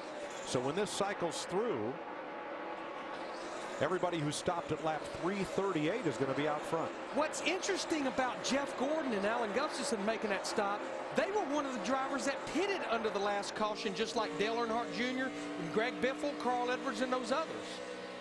So evidently they felt like they could not make it, so let's go on and get fuel and get at least 2 right side tires. Well, this is working out for Dale Earnhardt Jr. He is up to 3rd. We listened in. Yep, I need you at 80% throttle, 80% straightaways. And that's what I'm telling you. You can back out the throttle. You're going to burn, if you hold it wide open, you're going to burn a whole lot more gas than you are if you hold it at 80%, and that's what they're trying to do, stretch it. And that's what Andy was talking about. The ECU, the electronic control unit, will acknowledge where the throttle position is, and that's going to tell how much fuel to put in. But I'm looking right now, with 15 to go, we have 6 drivers that pitted with 62 or 61 to go. Ryan Newman actually went 1 lap further. He went to 61 to go in that 31 car. Chris? Mike, it was about 3 laps ago they told Dale Earnhardt Jr. to go 80% throttle down the front straightaway. And I've been watching the lap times. He's still keeping the pace of Greg Biffle and Carl Edwards by letting off the throttle. All right, we've got a lot of green flag pit stops. Let's take you through the top half dozen who all pitted at lap 338 or 9. Carl Edwards, his Joe Gibbs Toyota leads this race with 14 laps to go. 2 seconds back is the Ford of Greg Biffle. 2.5 more back is the Chevrolet of Dale Earnhardt Jr. So that's Toyota, Ford, Chevy in the first 3 spots, with Earnhardt 4.5 seconds off the lead. 6.5 back, Eric Almirola's Ford hasn't been in the top 5 all day. Here he is, along with pole sitter Matt Kenseth. 7.5 back, And you mentioned Ryan Newman, even though he's 12 seconds back, he also stopped right in that same pit window.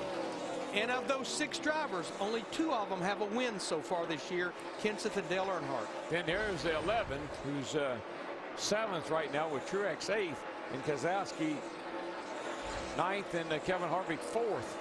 And we know they can make it. I like what Michael Waltrip said. Denny Hamlin just has to run that 11 car as hard as he can and bank on those top 6 drivers can't make it. Jamie, how about our leader?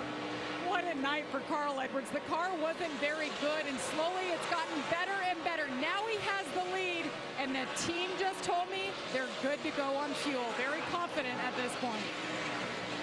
Well, Carl Edwards right now, his last time by was a 31-24, and that's way off of the pace of what we've seen. Hamlin is running 30-66s.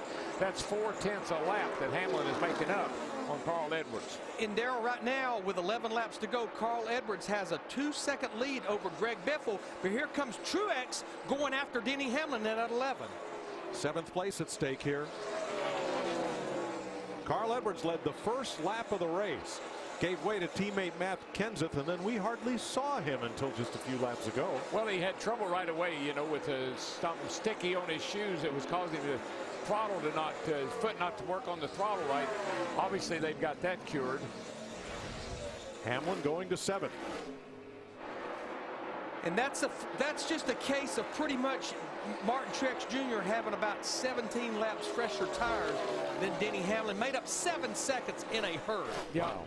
But I don't think he can make up how many seconds to get up there to the lead. Well, he's banking that those guys are not going to make it on fuel now that we're 10 to go. And we just heard that Edwards is good to go, so that's one he's going to, that he probably, even if he has enough to, if he can't catch him, in other words. Edwards led 2 of the first 30 laps. Around lap 190, he led 2 laps and then didn't pick up the lead again until lap 380, 10 laps ago. And that gap of about 2 seconds is maintaining back to Greg Biffle in the 16 car, now 9 to go. Edwards and Darian Grubb, who well knows his way to victory lane. Carl Edwards was a winner at Roush Fenway Racing. Thought he could come over here and duplicate the success that Matt Kenseth had when he left Roush for Joe Gibbs Racing. Edwards has had chances to win races, but by his own admission said, maybe I've been trying too hard. But remember, Darian Grubb is the crew chief in 2011 that made the critical call of when to pit Tony Stewart at Homestead Miami Speedway to win the championship and beat Carl Edwards.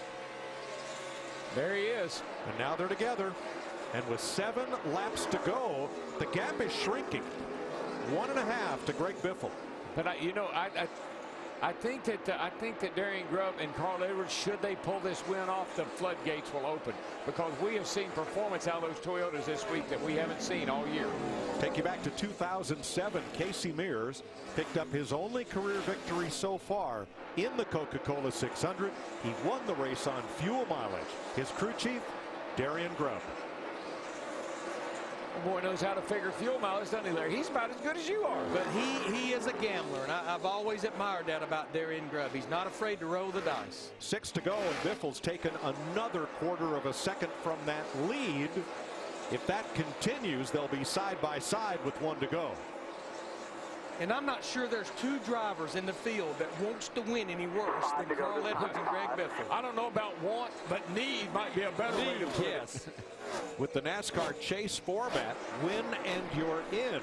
You win a regular season race, which takes you through Richmond in September, and those drivers square off in the chase for the Sprint Cup. Edwards has picked it up. It's back to a 2.5 over Biffle with 5 to go. Oh, that's the problem. You know, you got to run hard enough to win this thing. You can't let Biffle catch you and pass you. That does you no good. So you got to run out. You got to run it hard enough to win the race. And if you run out, you run out. 68 races since Greg Biffle has been to victory lane.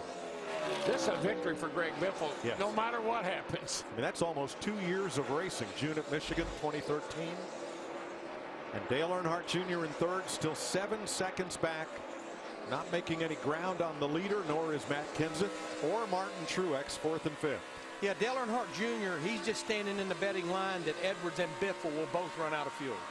tell you, a guy that just drove his heart out tonight. I mean, all night long is that 78 car, Martin Truex. In the top 5 now, but running out of time. Yeah, he's about a half to 3/4 of a second faster than those top 4 drivers, but too little too late if they make it on fuel. Yeah, Dale Jr. is up ahead of him, but I don't think he's got time to catch him. Edwards is legging it out. He's now opened up 1.9 seconds, 2 seconds on Biffle and gaining. Yeah, there's nothing no worse feeling than to know that you're on the edge of gas, making it, and can't run as hard as it'll go. You got to really have good discipline right now. Dale Earnhardt Jr. passes pole sitter Matt Kenseth for 3rd with 2 to go. Yeah, Matt's backed it way, way down. And I tell you, that 78 car, I think he might catch Matt Kenseth before this thing is over with. He's coming off turn 2 now. Biffle really fading now, 3 seconds back. This is the flag that Carl Edwards wants to see. Greg's about a half a straightaway back and slowing. White flag one more time. One more time, baby, if you can do it. Biffle 4 seconds back. Earnhardt may catch him.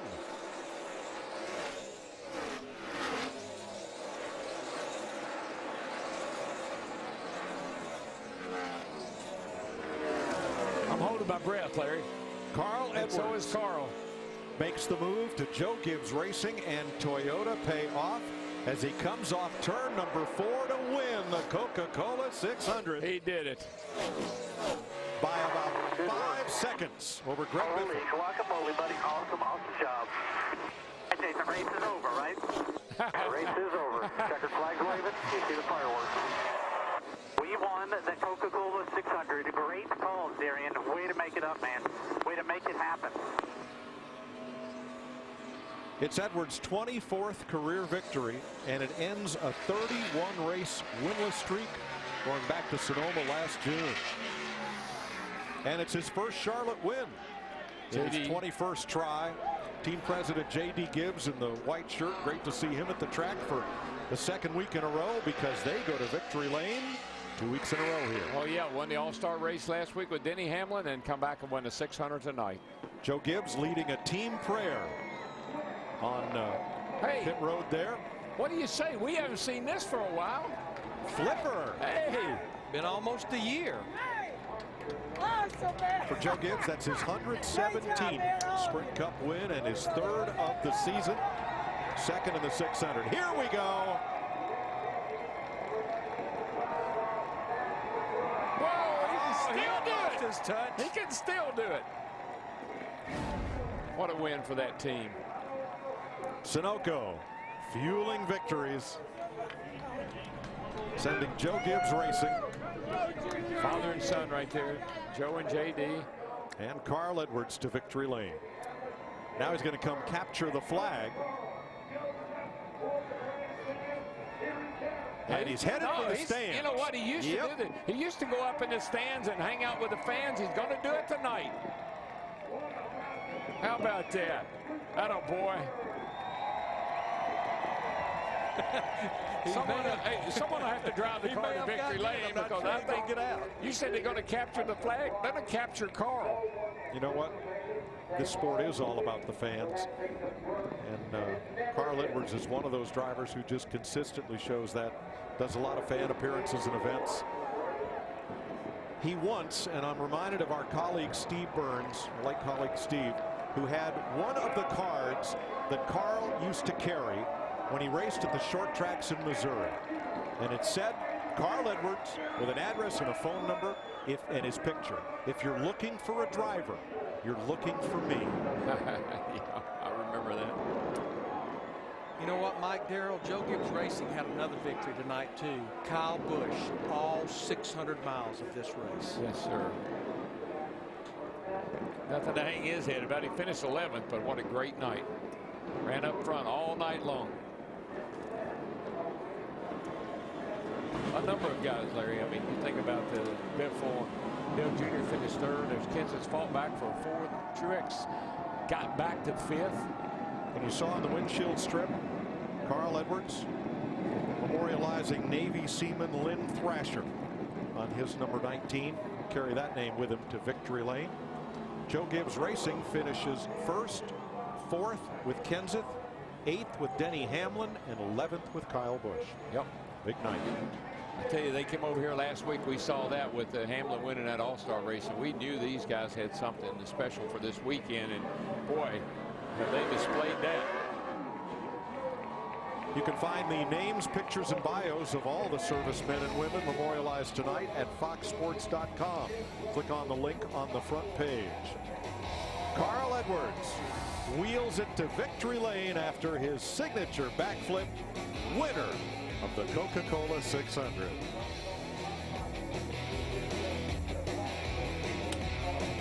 Let's have a look back at tonight's 5-hour energy big move of the race. Having the right strategy and the fastest car at the right time allows Carl Edwards to do a backflip, and he and Joe Gibbs and Darian Grubb to celebrate in victory lane, where Matt Yoakum awaits the winner.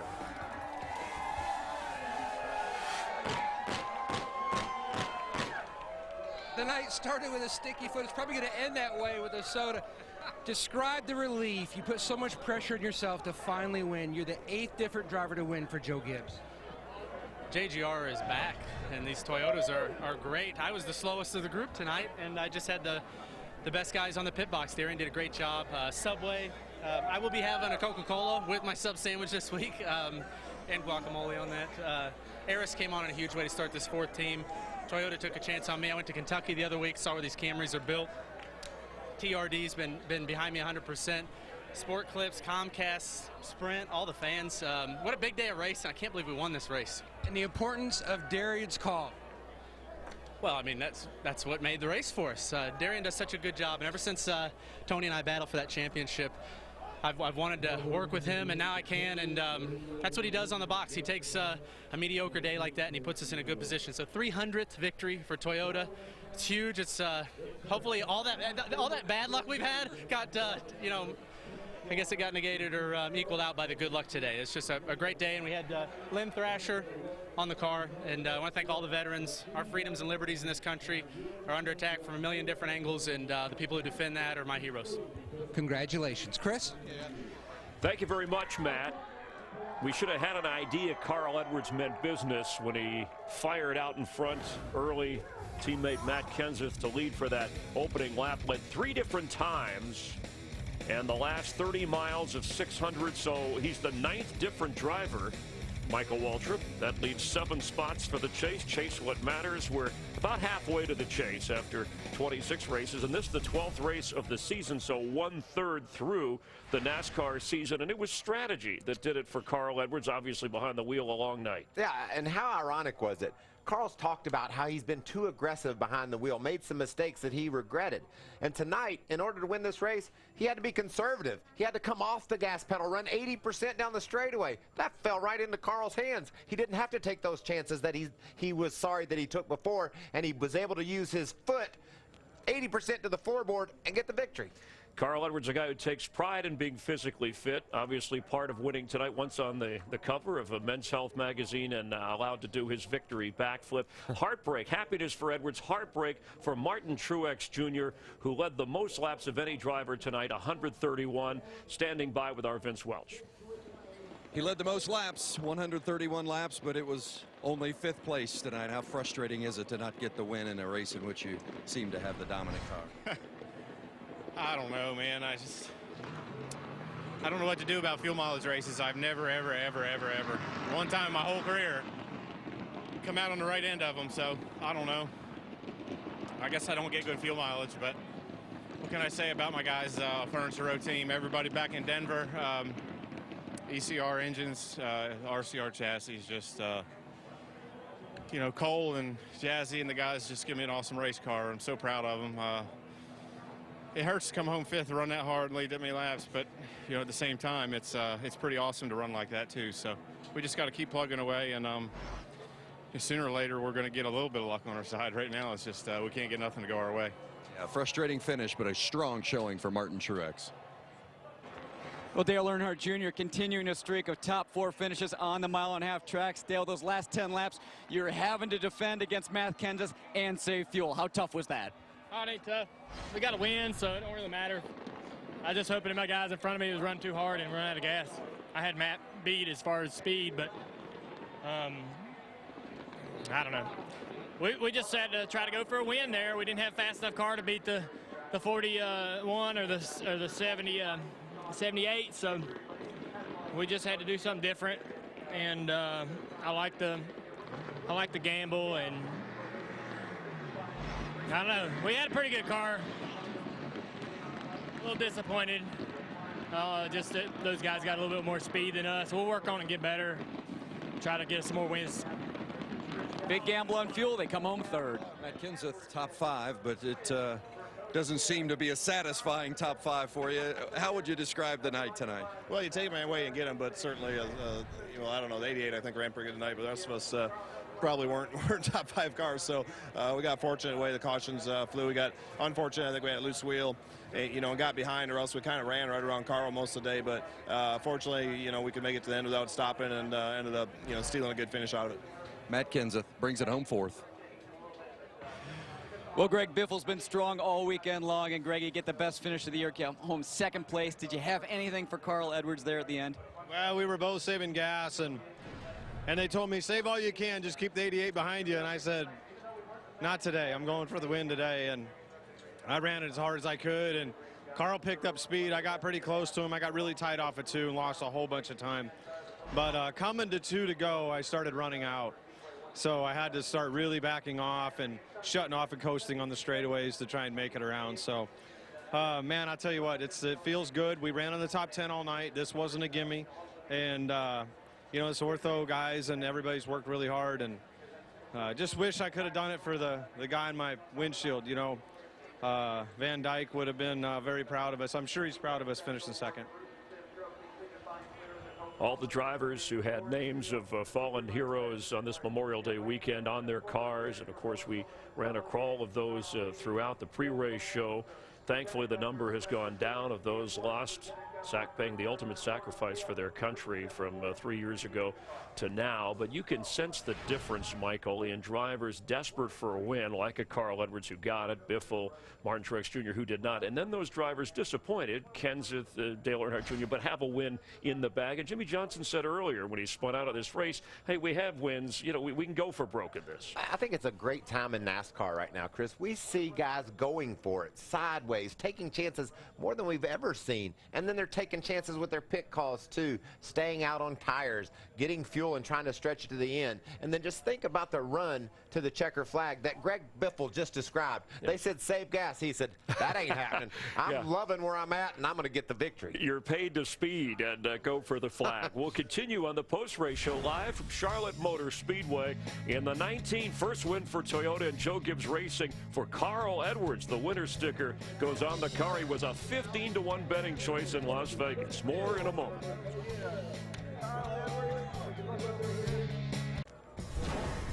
Back live at Charlotte Motor Speedway, Carl Edwards ending a 31-race winless streak and enjoying the moment. We just got word, Michael, that Denny Hamlin, who led, looked like he had the race in hand, had a migraine, loose wheel, had the pit, but been called to the NASCAR official hauler for some debris, or at least trying to get a debris caution. Yeah, we've heard this before. I think it was a 78 team that was talking about they saw debris here, saw debris there. NASCAR doesn't take kindly to people making things up in their opinion, so they just wanted to discuss and see if maybe really that team, Dave Rogers and Denny, did see debris or not. But a long day of racing started in Monaco to Indianapolis and ends up with Carl Edwards, Mike, Larry, Darrell here in Victory Lane. Yeah, if I wanted a caution, there wouldn't have been any question about it. There'd have been gloves, water bottles, maybe a helmet if I had to get one that bad. But anyway, that's happened before, so we'll see. But what I loved about tonight, Mike, guys that we never talked about a lot, the guys that we talked about the most, all of a sudden the race swung in a different direction, and Carl Edwards wins. Greg Biffle finishes 2nd. What a surprise. Yeah, the big story coming in, could anybody beat Jimmy Johnson or Kevin Harvick at the mile-and-a-half tracks? They had won the last 7 that started here back in the fall. We thought Martin Truex Jr., who led 131 laps, was going to be the guy, but it ended up being Carl Edwards and Darian Grubb with that strategy of running 62 laps on fuel. And for them, the nighttime was the right time. You know, as a kid, I'd put streamers in my bike, ride in the parade, go home and listen to the Indy 500 on the radio with my dad. I did not understand our most solemn of holidays. So tomorrow, as you celebrate, think of our servicemen and women that protect our hard-fought freedoms around the globe every single day. Let's join Jamie Little. What a night and what a comeback, Kyle, for you. 600 miles after being away. First off, how do you feel? What's your mind saying? Feel fine. You know, everything was pretty good. So real fortunate that I was able to come back this fast and to get back to my race team. Everyone at Joe Gibbs Racing, I appreciate them pulling with me and pulling for me in order to get back. It feels really good, and it was fun to race here and run this 600 miles and run the whole thing. And I can't say enough about my all my partners. You know, Skittles, M&Ms, Snickers, Pedigree, Monster Energy, Toyota. I mean, it's a tough race. It's certainly a long one, but I feel really good. I mean, you know, no doubt about it. Just hope that continues, and you know, we can have some strong runs. Man, I'm just so disappointed of our finish. You know, we were definitely a car capable of being 4th, 5th, or 6th. You know, somewhere in there, and you know, we're 11th outside the top 10. You know, just frustrating how the fuel mileage race played out there at the end, but sometimes that's what wins races, you know. So congratulations to my teammate Carl Edwards, and puts 3 of the 4 Gibbs cars in the chase. So let's get this 18 car there too now. Yeah, the best part of the night, you get to go home to baby Brexton. Hey, that's right.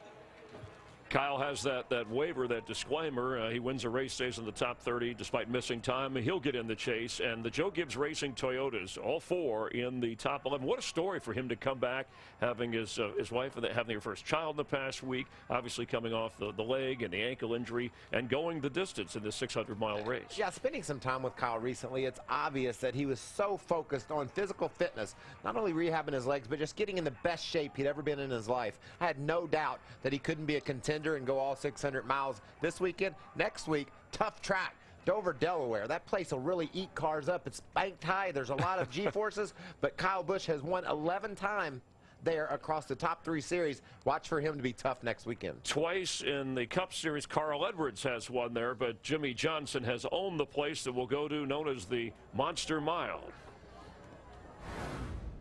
Next week, we take on all the mayhem of the Monster Mile. There's no room for the timid as danger lurks around every corner. There's going to be a lot of bumping and banging out there, and it's all going to happen on Fox Sports 1. So we hope you join Fox Sports 1 for coverage next weekend. Jimmy Johnson, 9 wins at Dover, more than any track. But Carl Edwards, the hot driver here, and we'll head to Delaware on a roll. We'll be back here in Charlotte in just a moment.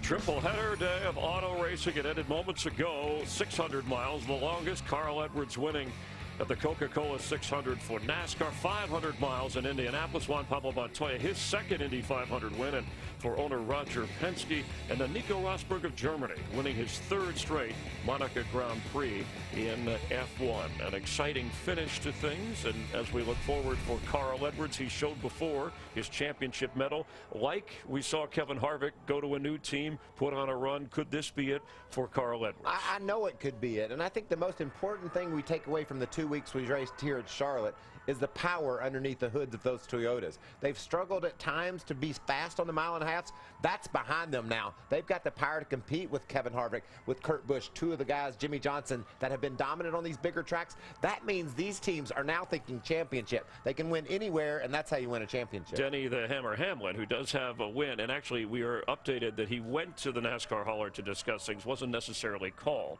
So either way, I think he wanted to talk about Darrell Waltrip throwing debris or gloves out on the or track. helmets or whatever. We'll talk more about this, and we'll talk with Carl Edwards on Victory Lane coming up at 9 Pacific, midnight Eastern on Fox Sports 1.